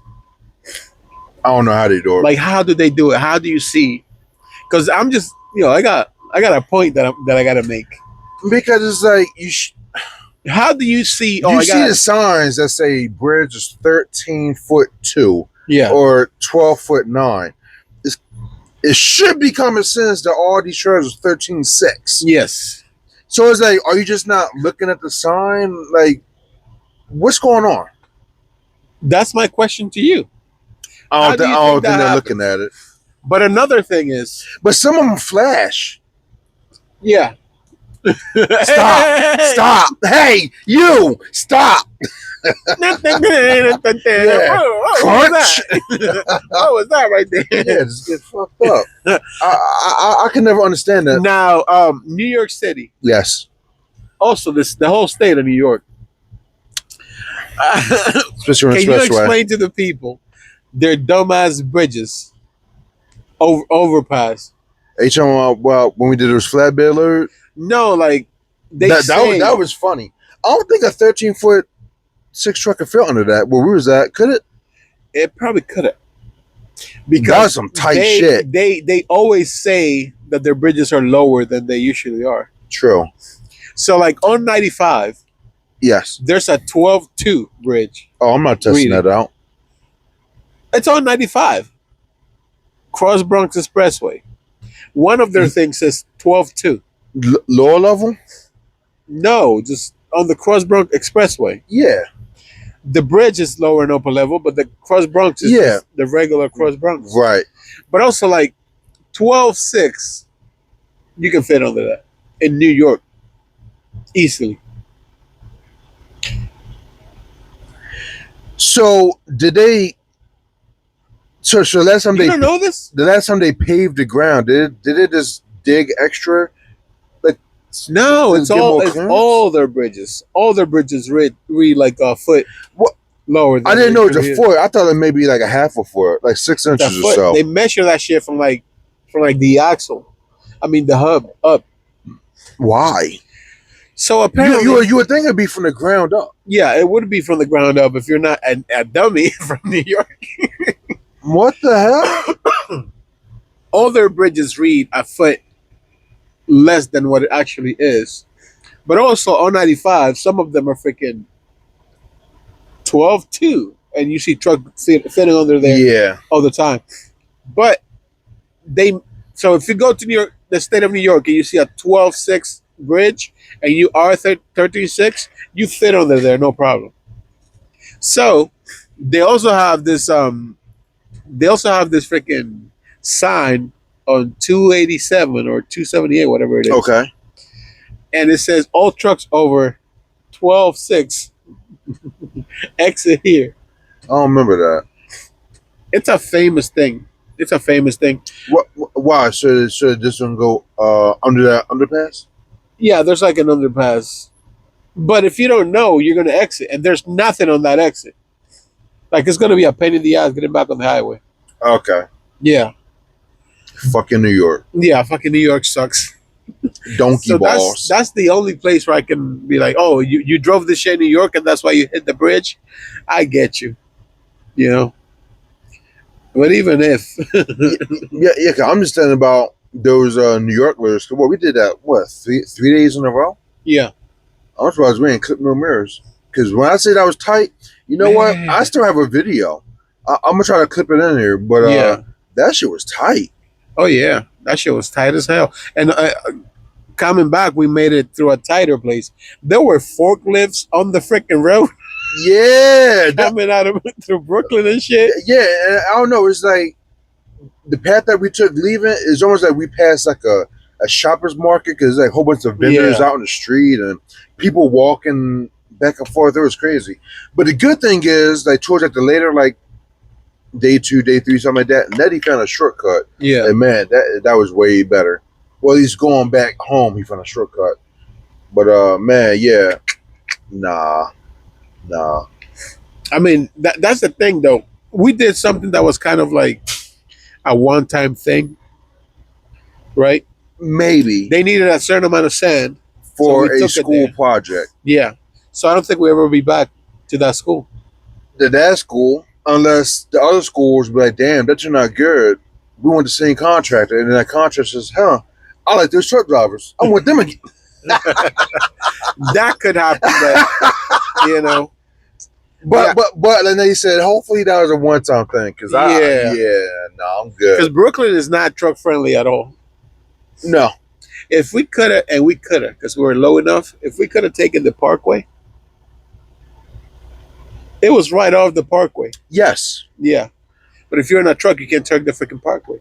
Even though our heart would have been okay. Yeah. Because we both was in day cabs with flatbeds. Yep. Yep. But it's the Parkway. We would have been Yeah. we would have been cooked if we got found out. Yeah. Yeah, man. Good times. So every time I hear an over the road trucker complain, not every time I talk about like the Appalachian Mountains, Yeah. and over the road truckers like, those are little hills. You never been to the West Coast. Come here to see. What's the difference? What's the difference Normally between when the they- Western and the Normally when they say Appalachian that, Mountains? they're talking about Truckee and Donner's Pass and all those hills out there. Which, granted, yeah, those hills are wicked. Yeah.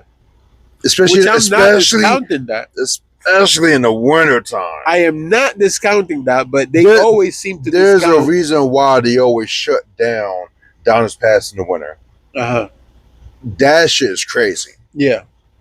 I've I've never. I would have to take your word on it. I've had the pleasure of doing it twice, and Damn. I don't recommend it.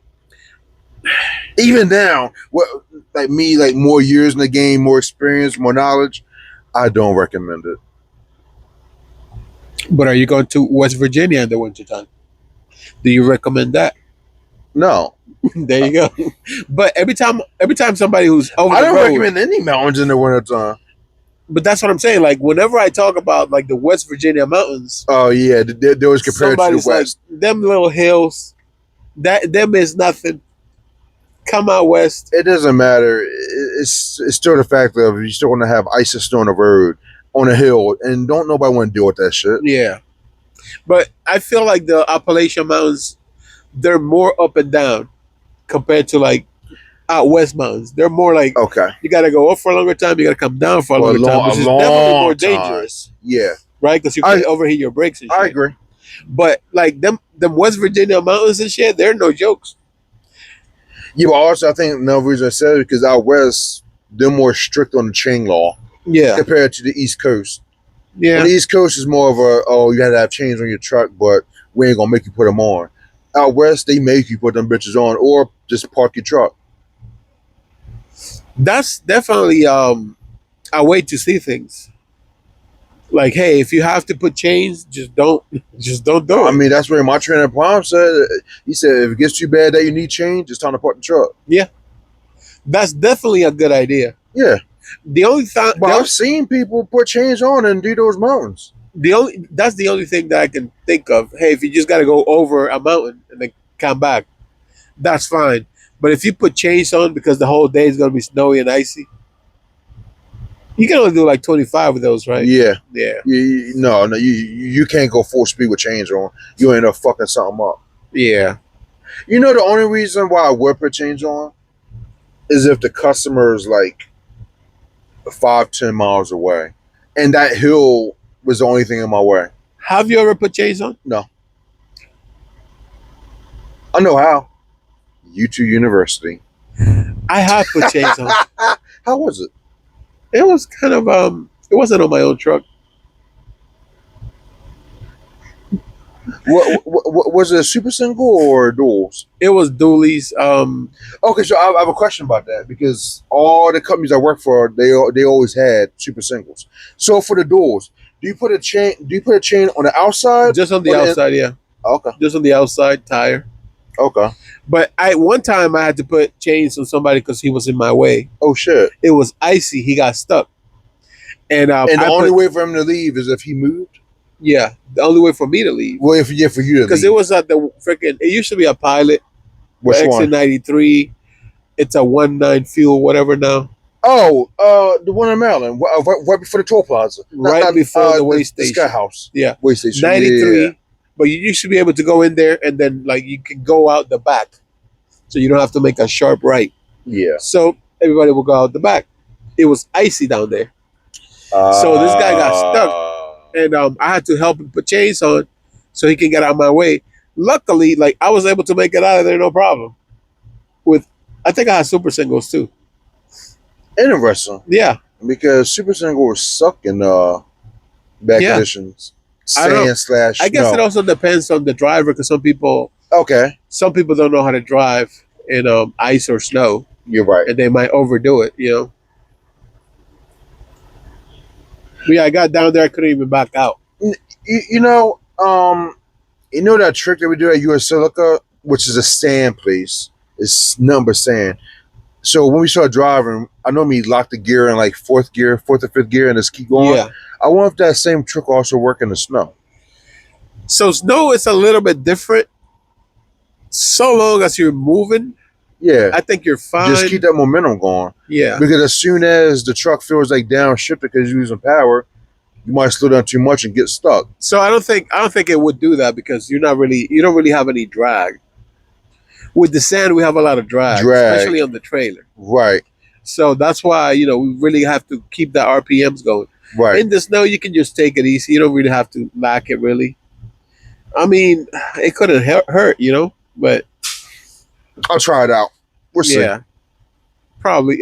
I wouldn't want to do it, but yeah, we'll see. Yeah, hopefully I don't ever have to drive in snow, but that's funny. Whenever I started here, my first year, I skipped through all this stuff. How? There was no snow falling where they sent me to. I got sent to Virginia a lot. You know what? You're right. Last season during the snow, they didn't send me to Pocono. I was doing a whole bunch of mall and a whole bunch of other stuff. Have you seen any Amish horse accidents? I don't know if you've seen it in person. I know you know when they happen. I've never seen it, but I've heard it. Especially with this company crashing into one of them. I'm pretty sure you heard of that one. Oh yeah, I heard of that one. Yeah. Which I don't know how that even happens anywhere. Yeah. I don't know if that Amish buggy was coming towards him, or if our guy was trying to avoid it, and the horse got spooked and crashed into a truck. I don't know. From what I can remember, it was like a 14-year-old and a 13-year-old. I remember it's two young kids. You're right. Like a 12-year-old. And it wasn't in a full horse. Like it was like a donkey. It wasn't a full size. No. It was a donkey. I've never seen a donkey. So it was a donkey. They have horses and mules. They don't have donkeys. Well, and the mules are used for like. It wasn't a big horse. It was a smaller one. I just said donkey because. Huh. Yeah. So it was like a regular horse. Yeah. So it was like a 14-year-old driving the freaking horse and buggy. Yeah. And they got hospitalized, I believe.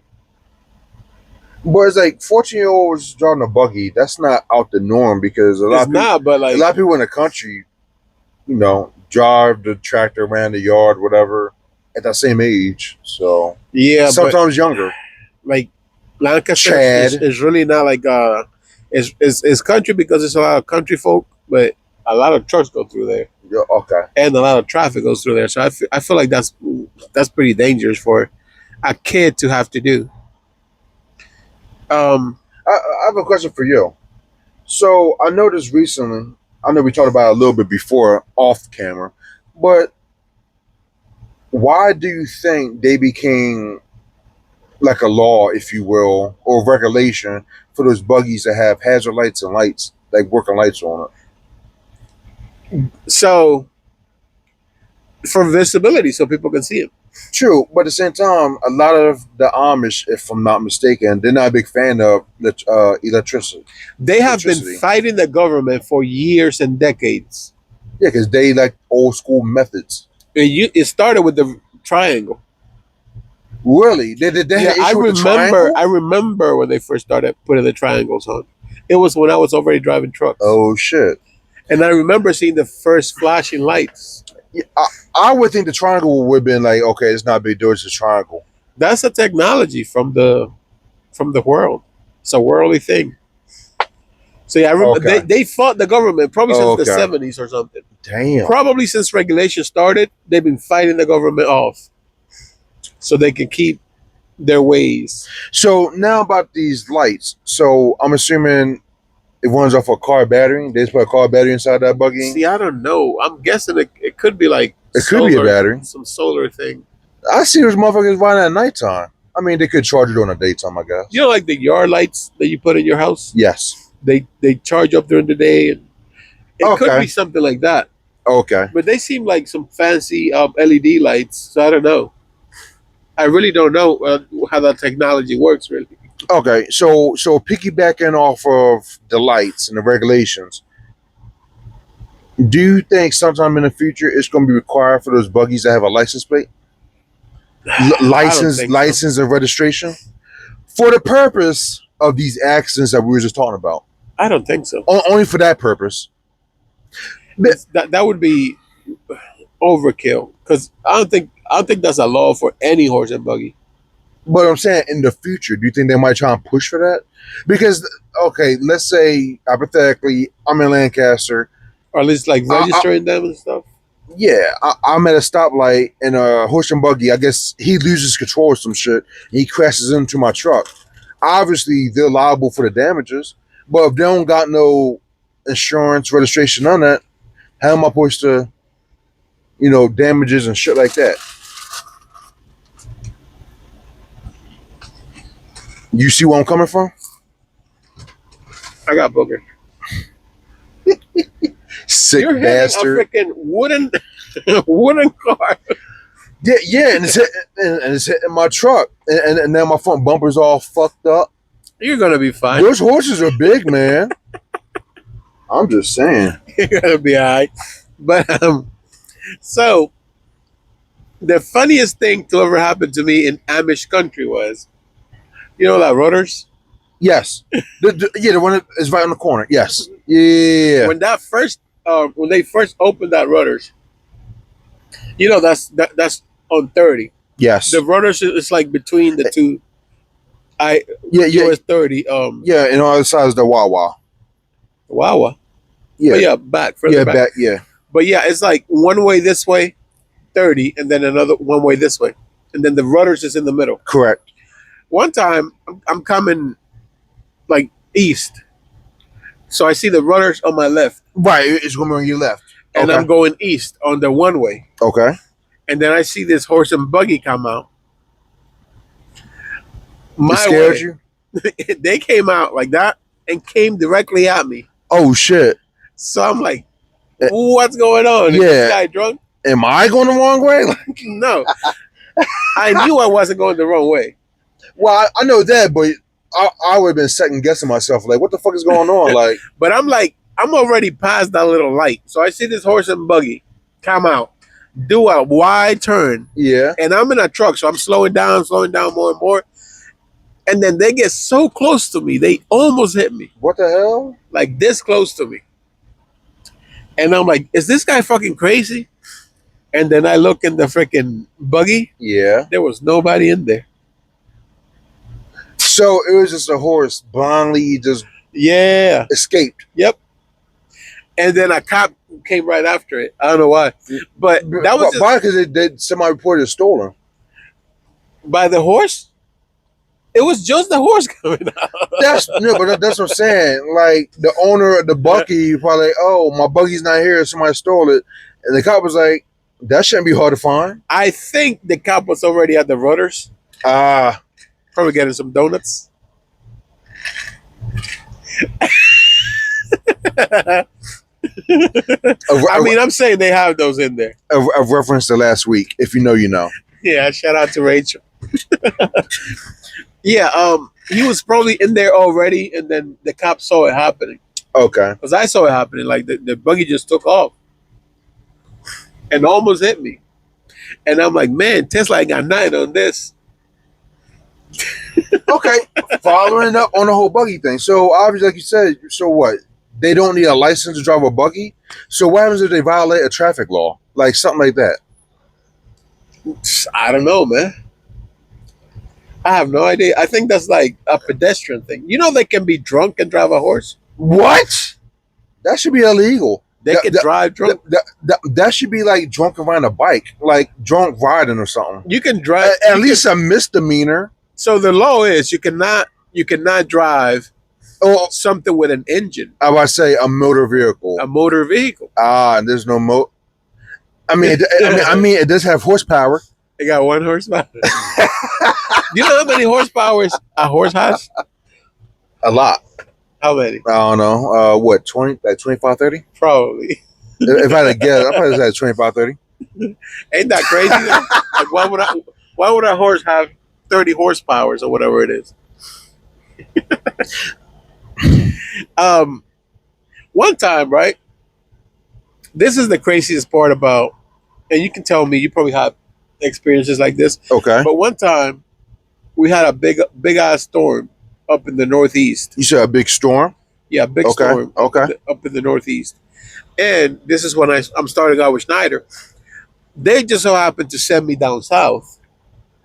So they sent me down to Alabama. Okay. Birmingham, Alabama. And it was like 80 degrees in Birmingham, Alabama. Okay. A nice humid day. Okay. And people were freaking fishing on a lake. I remember I dad and son fishing, and I gave him the I gave him the horn. And I'm just having fun down in freaking Alabama. My next load was going up to freaking Michigan. Somewhere. From Alabama. Yeah, from Alabama to Michigan. Okay. So I'm riding up there. I go through Detroit. I think it's northern of Detroit. But 2 days later, I'm up in Michigan. And I see people walking on the lake. Walking on the lake. Yeah. Because the lake is just frozen. Frozen lake. Ain't that crazy? Are you talking about Lake Michigan or another one? I don't think it was Lake Michigan. It was a smaller lake, I believe. Well, I guess that's more feasible because it's smaller. Yeah. Have you ever had an experience like that you go like, man, this is surreal? Because that only happened one time with me, and I still remember it to this day. Like that, it seems like I'm making it up because it just seems so poetic, you know. I mean, I've seen it before, so I mean, it's like, yeah. I don't think now I'm trying to think. Have I ever seen like You've seen people walking on a lake before? I've seen people ice skating on a lake before. Yeah. That's what I've seen, people ice skating. Yeah. And that always did trip me out. Well, okay. I guess the part, since we're talking about frozen lakes, ice road truckers, that freaked me out. Yeah. It's like, what the fuck you mean this whole lake, whatever, is frozen and trucks is driving over it? Yeah. That's crazy.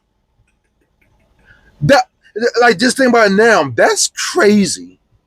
It's so nice. It's wherever they're getting paid, I don't think it's enough. Have you ever heard the expression, you're on thin ice? Yes. You're walking on thin ice, buddy. That kind of gives it another meaning. You're on thin ice. Yeah. With a big ass truck. Do you think they're at 80,000? The whole concept is... Do you think they get up to 80,000 or do you think they have less? I fucking hope not. Because they're already in big trucks. Yeah. Like, not these little curb sniffers that we have over here. They got big Kenworths, big Pete's. Yeah. But do you think they because if you have to take a stretch to the freaking ice, the least amount of trucks that you can take through there, the better, right? True. So if you're moving product, but at the same time, the heavier you're putting more, weight on the surface. So it's both. You also you want the least amount of trucks, but at the same time, you don't want it too heavy. Yeah. So at least not 80, but maybe 70s. Like, what's the difference then? I don't know. Much of a difference. I don't know. Yeah. Another question is, like, before they start driving on ice, how do they test to make sure it's thick enough to even drive over it? Or just say, all right, well, you're the first truck for the season. Good luck. Like, I think they have some nerd shit that they use to measure shit, man. I don't know. This makes me think, like, how the fuck they even know it's even safe to even do that shit? I think ice and water has like a different refraction rate. You said a word I have no idea. If you shine a laser at water, it doesn't go straight down. It refracts. Well, okay, I agree. So I think you can shine a laser down and see where it refracts and measure kind of the distance. It's probably something like that. Yeah, probably some whatever weird it is. Science shit. Yeah, some kid in the basement. Well, if you divide this number by that number, then add 2. Way above our pay grade, right? And then touch the water with your. We just get paid to drive the trucks. Yeah. We don't have to figure out shit. Yeah. This is something I tell all my trainees. Don't make no decisions for yourself. Exactly. If you have an issue, tell dispatch. Let them answer for you. CYA, folks. Why do trucks go on the car side of the New Jersey Turnpike sometimes? Because I saw a video of somebody complaining about that. And guess what? It was one of our trucks in front of them. Yeah. Why are some truck drivers... Huh? Trailer 10, 15, 40. I think it was that, yeah. Yeah. 540. Why does that happen sometimes? Because sometimes they do construction on the truck side. No way. And they shut down the ramp to go on the truck side. Oh, really? Yeah. So you see like a big sign that says all traffic keep left.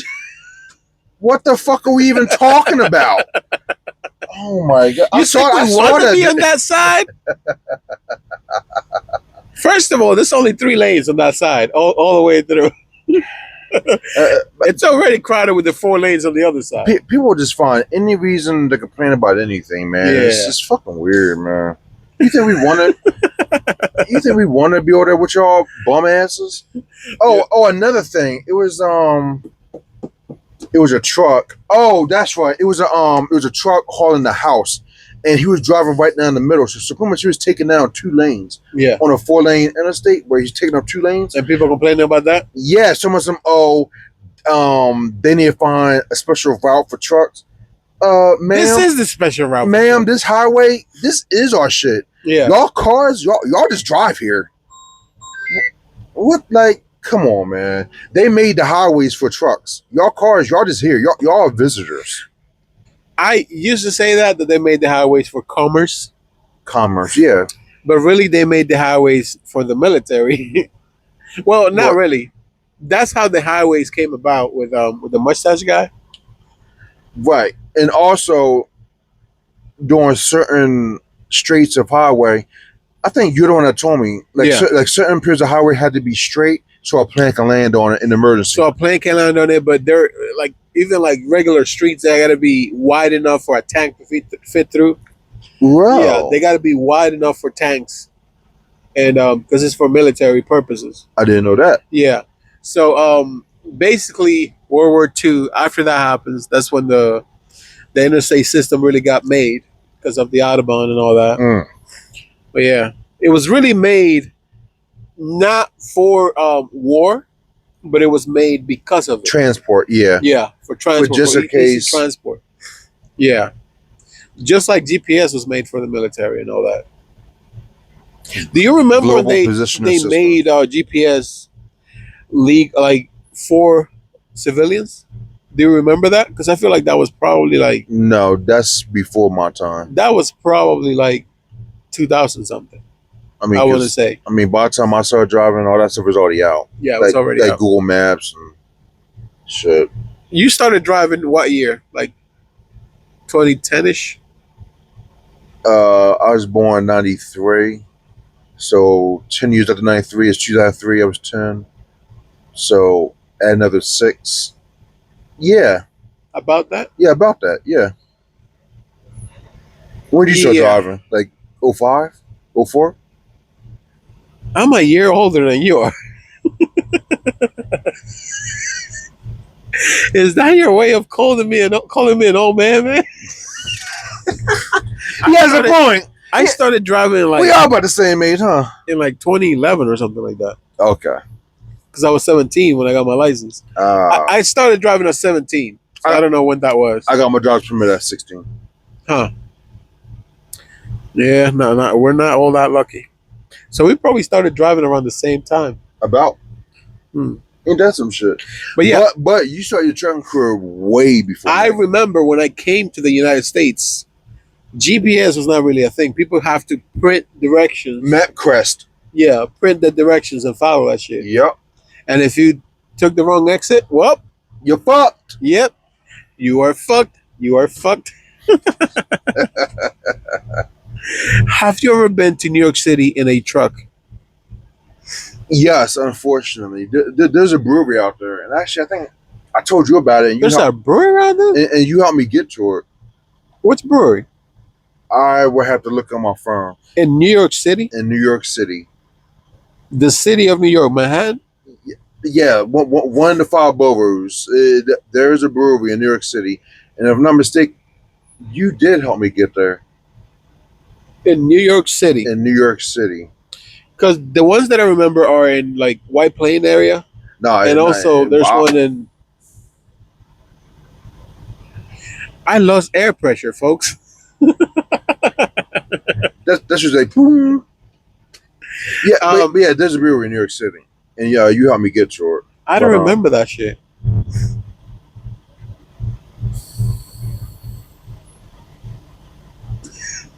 Sometimes that works, but you don't. Yeah, you don't got nowhere. Sometimes I feel. I've been to New York City in a box truck before. How was that? Fucking horrible. Fuck that. That's when I was working for PFG.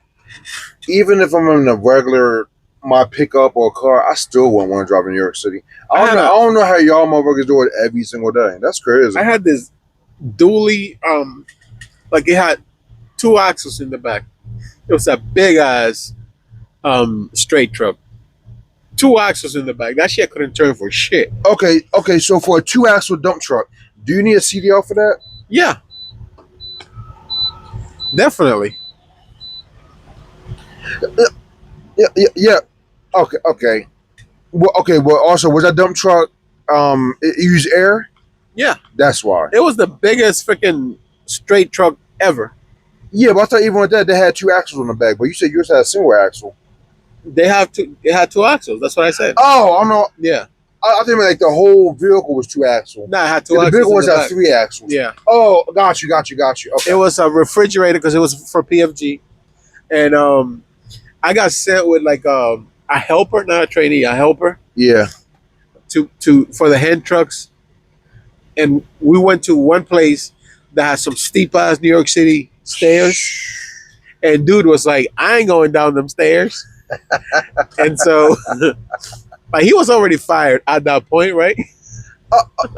Wait, so he was already fired, but he was there. So what? That was like his like last straw type thing. He was already fired because he pretty much pissed off a customer. And he was nothing. He wasn't a truck driver. He was just a helper. So, I know the type. Yeah, dude wasn't really helping me that much either.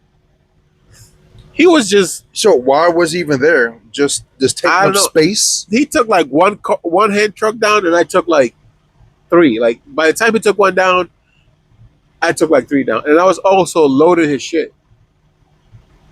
So essentially, you loaded up 4 carts, and he only took down 1. Yeah, pretty much. That's pretty much how we went the whole time.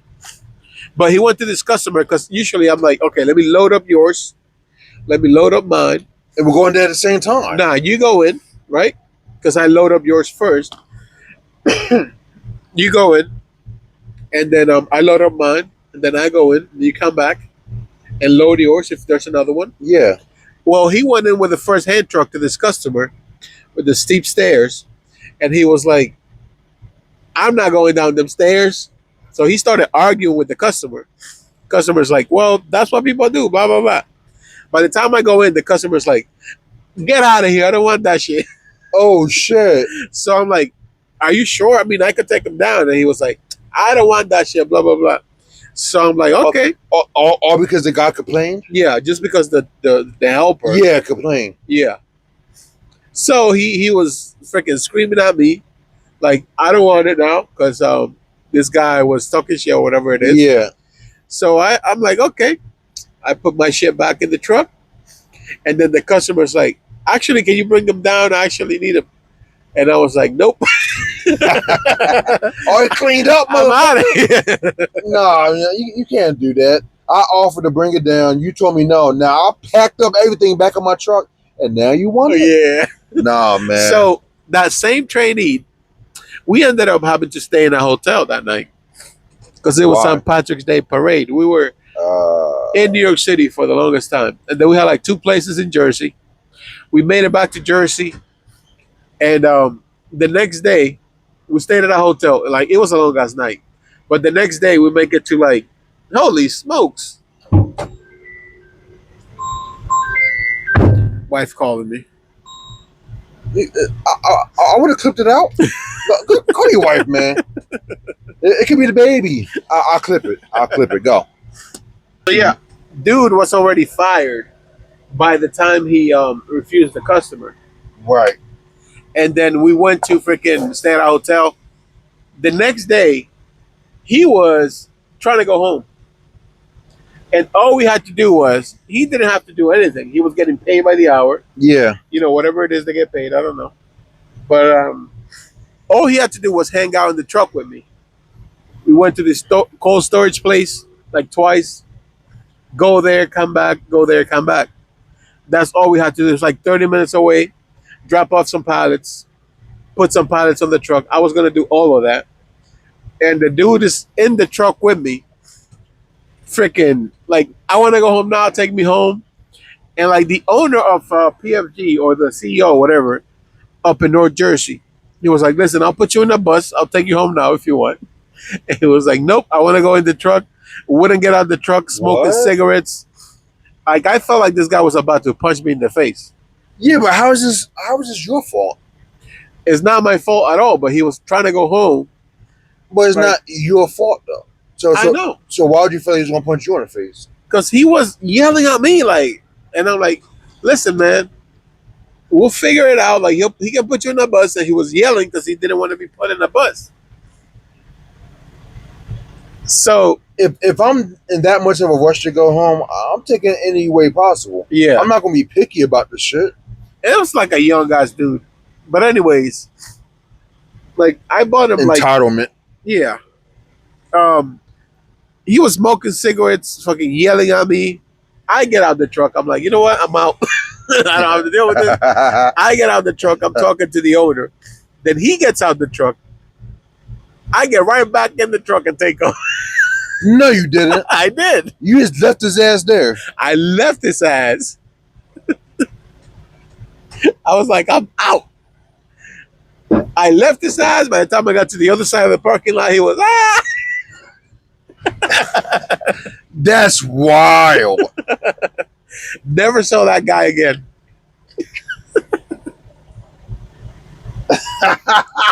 That's a crazy story. Holy shit. You never think about like leaving somebody somewhere? I mean, I thought about it, but my intrusive thoughts never won.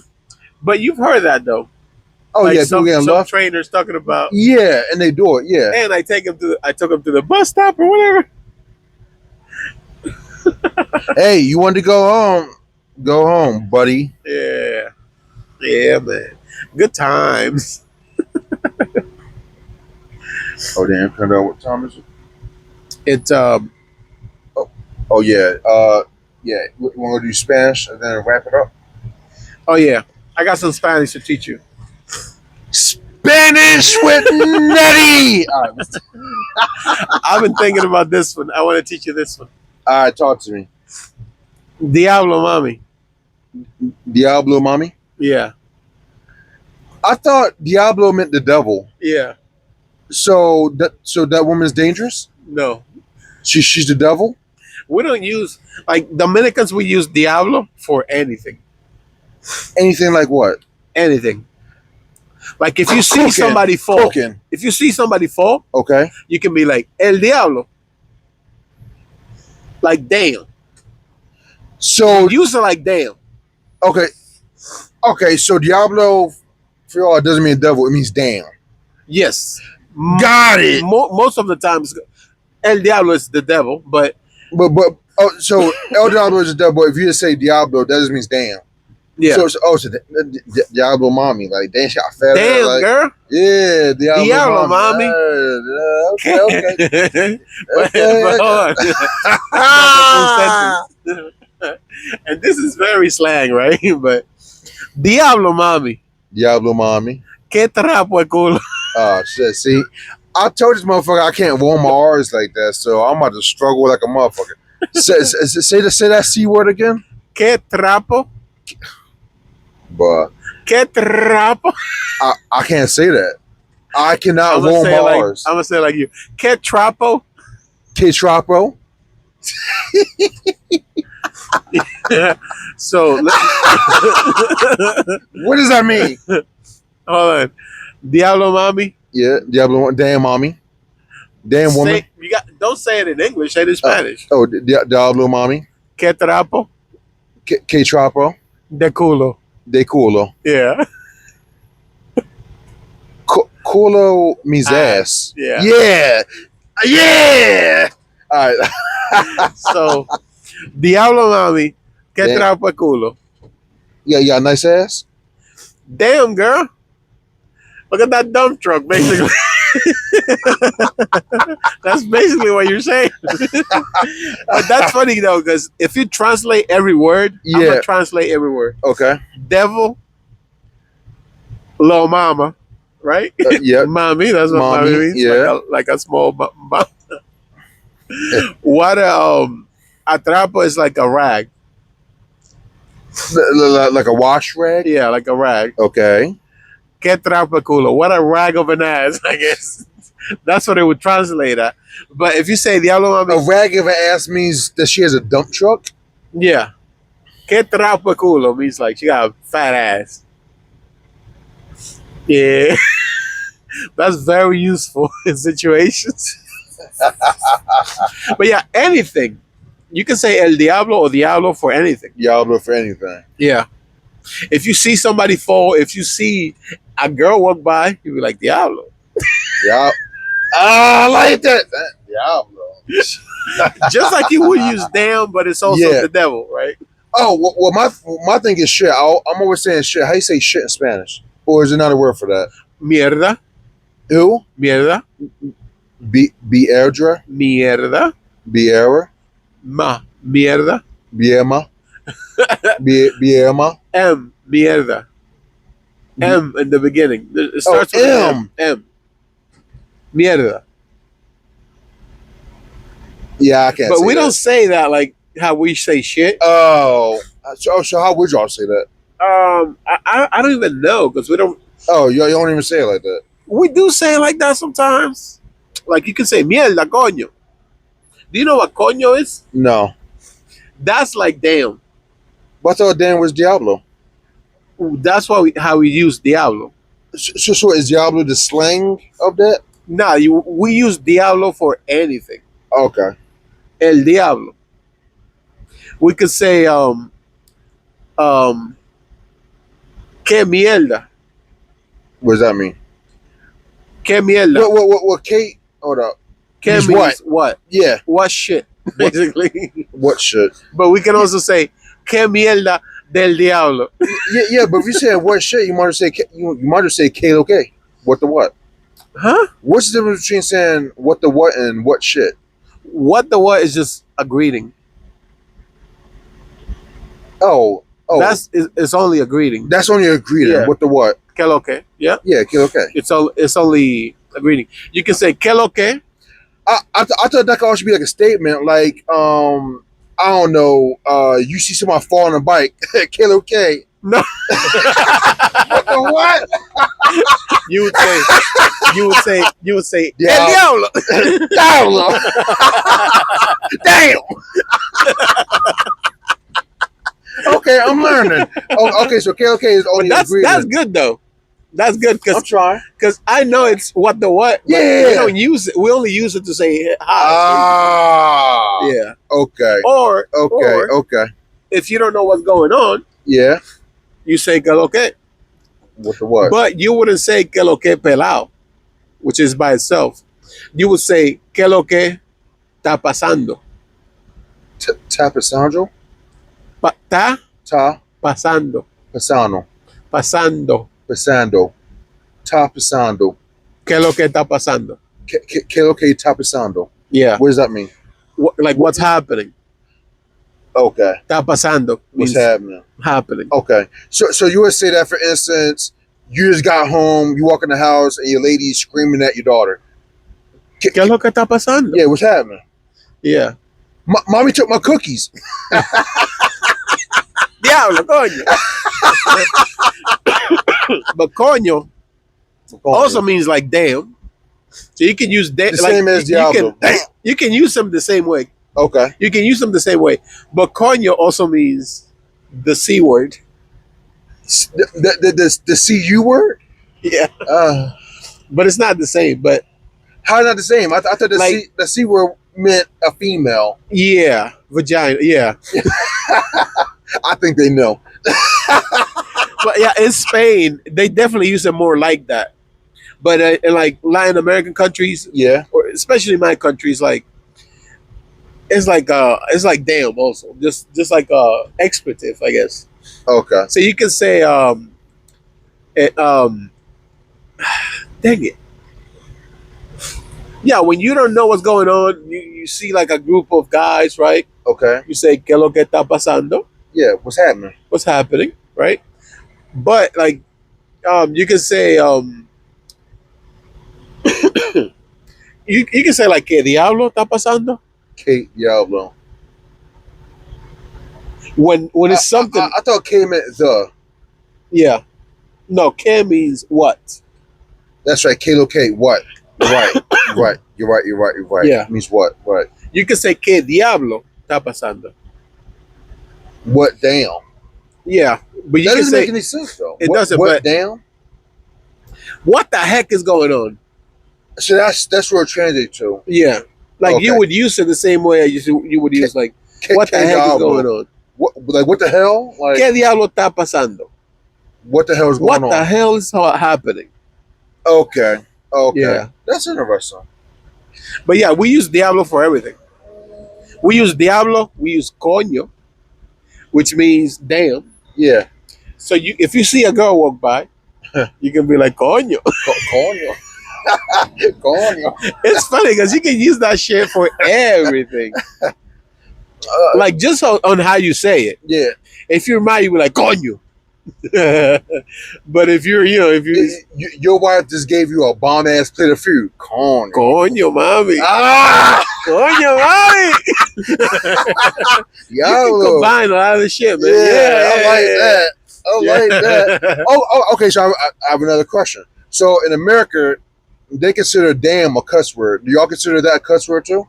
Like foul language, or no? Is this whatever? It is foul language, but Okay. everybody uses But that shit. nobody don't care.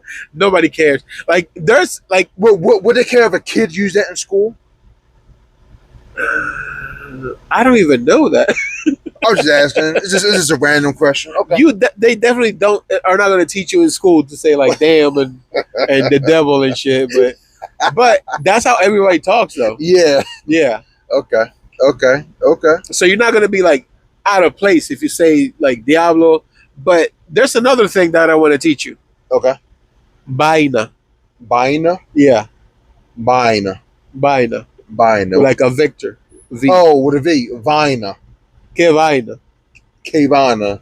Que vaina. What? Vaina means like thing. What thing? Yeah. That's kind of what it means. But you can say pásame, which means give me. Pásame. Casame. Pásame. Casame. Pásame. Pasame. Pásame. Casame. Pásame. Pasame. Yeah. Pásame esa Esa vaina. vaina. Yeah. That thing. Pass Yeah. me that thing. Pásame esa vaina. But you will point to her like they know Yeah. like, that thing. Or you can not point to it, be like, pásame esa vaina. That's Allow, like, you can say, like, pásame esa vaina, and then you can say that's next to whatever it is Oh, that it's next to. next to the keys or whatever. Yeah. But you can Okay. say, like, pásame esa vaina. Even though everybody knows it's like a bug or whatever. Yeah. But you can say vaina for everything. Anything. That thing. Vaina. Yeah. We use that Vaina. a lot. Es una vaina. It's a. Mira esa vaina. What is esa mean again? The Eso. esa. Eso means that. Vaina means thing. Yeah. Eso vaina. Got you. That thing. That Basically. thing. Eso vaina. Pass me that thing. Pásame esa vaina. Pass my el vaina. Show the people what the vaina is. My coffee cup. My thermos. Okay. But yeah, I have some practicing to do, obviously. you can also say like que vaina. Que vaina. Que vaina. Que vaina. That means like, oh, when something happens and it's kind of like unexpected, I guess. Yeah. You'd be like que vaina, like it's kind of like damn. But let's say like you tell me something that happened to you, right? Yeah, you're like what thing? Yeah, like Que man, vaina, what thing? like man, I almost made it to my customer on time, but then I blew a tire. I could be like Que vaina. que vaina. Like, oh damn, you know. Got you. Yeah, or you just say Diablo. Diablo loco. Damn. Do you know what loco means, right? Crazy, right? Yeah, you can say Diablo loco. Diablo loco. Diablo. Damn crazy. Yeah, but that doesn't mean damn crazy. Okay. Like if I say Diablo loco, that's kind of like damn, dude. So Yeah. so loco doesn't always mean you're crazy. It can also Nah, mean it dude. never means you're crazy. Or like a thing is crazy. Like Yeah, eso está loco. Yeah, but you can also say like, because everything goes back to like everything is Latin. Yeah, but I'm saying like you can put different words that I'm teaching you Yeah. damn near in any situation. Because A good, bad, scary, whatever. Yeah. It almost fits. Yeah. Like you said, it all depends on how you say it. You can use it interchangeably like in different ways. Right. Because like you can say que lo que mi loco. What the what? I'm crazy. Mi loco, not me as me. Mi loco means my. My crazy. Yeah. M-I. Me. It's not M-E. It's not me, it's my. Yeah. Okay. Like in English, it would be M-Y. My. In Spanish, that's M-I. I. That means me. Huh. Mi loco. Me loco. I'm crazy. No. If I say que lo que mi loco, I'll be like, what's up, my dude, basically. That's Like- like, because you said loco means. Like my. Loco Yeah. means crazy, but it means like just a guy, too. Okay. Oh, Yeah. so you would never call a female loco? Loca. Female. Okay. You can say que lo que mi loca. Loca, which is a female. Yeah. Loco is male. Loca is female. Yeah.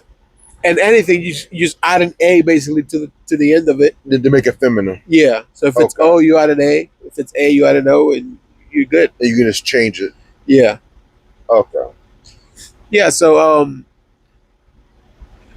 Diablo, you can say that in a situation. Yeah. Used to like damn, basically.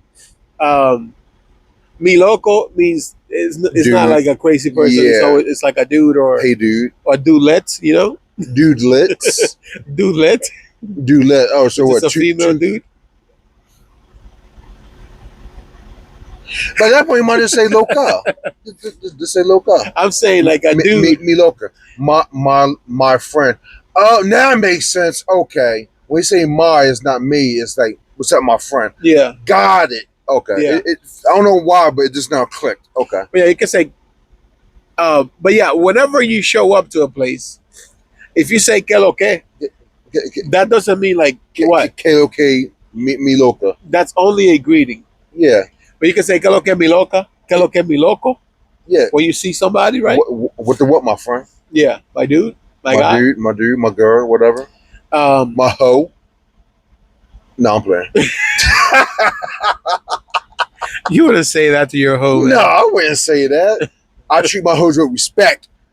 Yeah. Always respect your hoes. You never get in the backhand. Always the front. I'm playing. I kid. Don't cancel me. You can give him the hand just like a couple fingers at a time.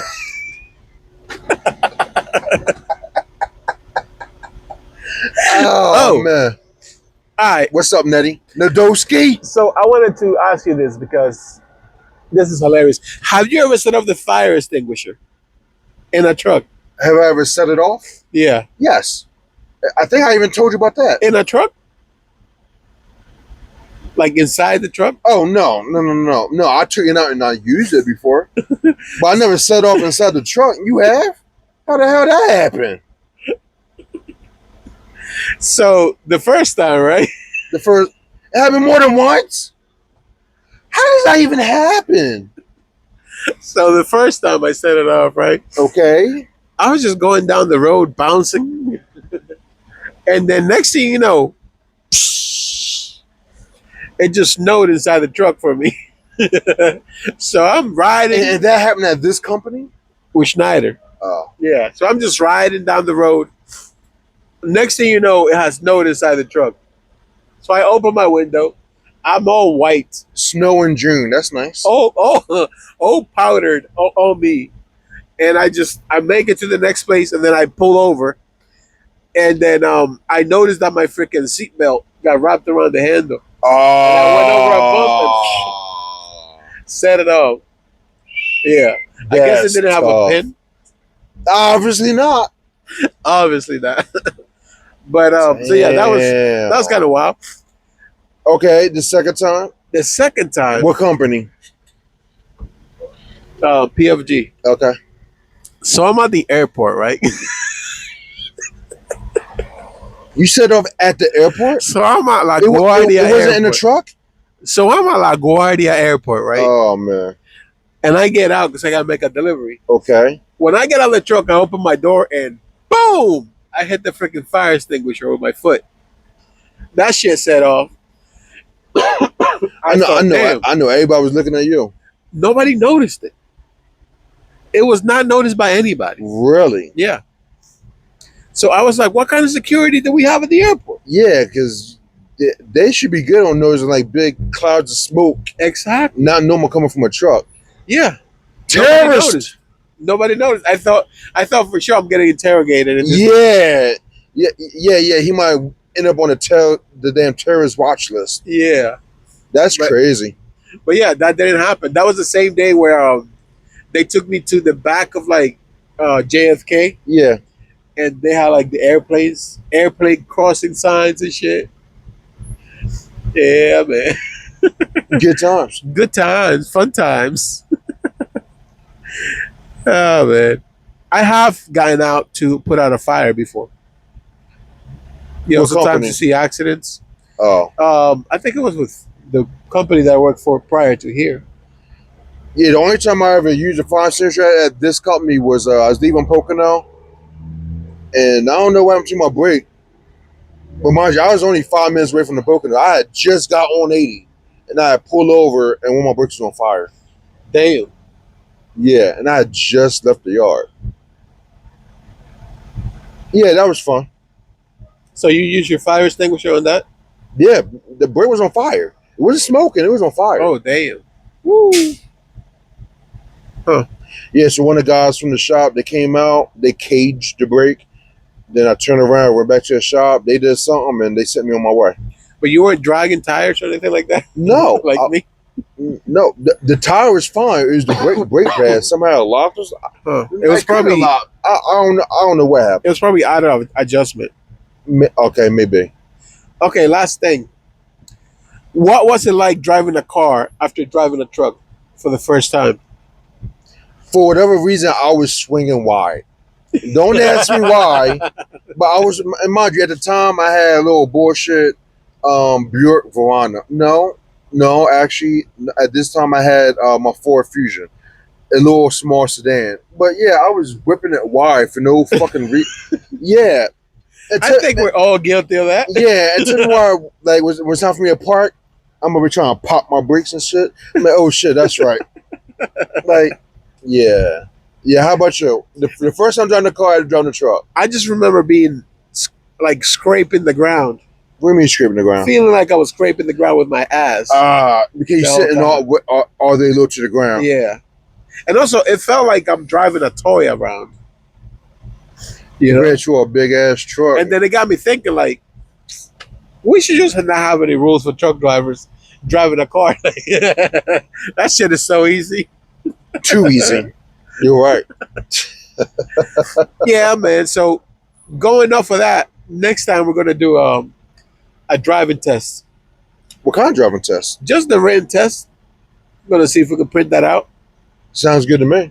No answers given. I'm just gonna ask you the question, so you gotta answer them right. I'm just gonna get the test, and we'll figure it out together. But we should know everything. Yeah, because we're professionals. Exactly. We know so if everything. we get even one answer wrong, CDL suspended. all right, man. All right. Thank you for watching us. 2 guys, one truck. Back at it again. Week 8. I'm gonna do my intro now. All right. Set it off, Neddy. Welcome back to 2 Guys, 1 Truck. Spinning the block, but not like what your mom used to do back in the 90s. How you know my mom was spinning back in the 90s? It was actually the 80s. For episode 8, but not like the Mishi 8. Our ex's house that looks a lot like you. That was the intro I had written. You should be the 80s because this is episode 8. So your mom was spinning back in the 80s. Mind you, we was born in the 90s. So you gotta think about like millennials. Our moms was born in the 80s. I'm not talking about you or I, man. But mind you, our listeners are probably that born guy right in the there. 90s You see that guy right there? He's probably from. Oh, you're talking about him over at the truck stop? Yeah, right there. Yeah, him. Looking at his phone, looking stupid. Yeah, what about him? The Gem C's. Yeah. The moms was spinning the block back in the 90s. That's what I'm saying. I know your mom was at those freak necks.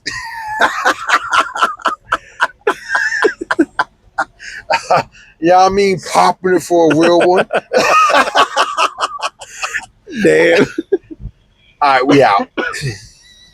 Thank you for watching. Have a good day. Rest of your weekend. That's pretty good. I'm happy about that. Yeah, man. I'll see you another time. Next week. God willing. Yep. Hopefully I'm not too sick. And hopefully I still work for this company. Hopefully. You hoping for that? We'll find out next time. What does Big Head mean by that? What do you mean by that? I don't know. If you made it this far, subscribe. We appreciate it. So that you can find out. Deuces. Bitches. Oh.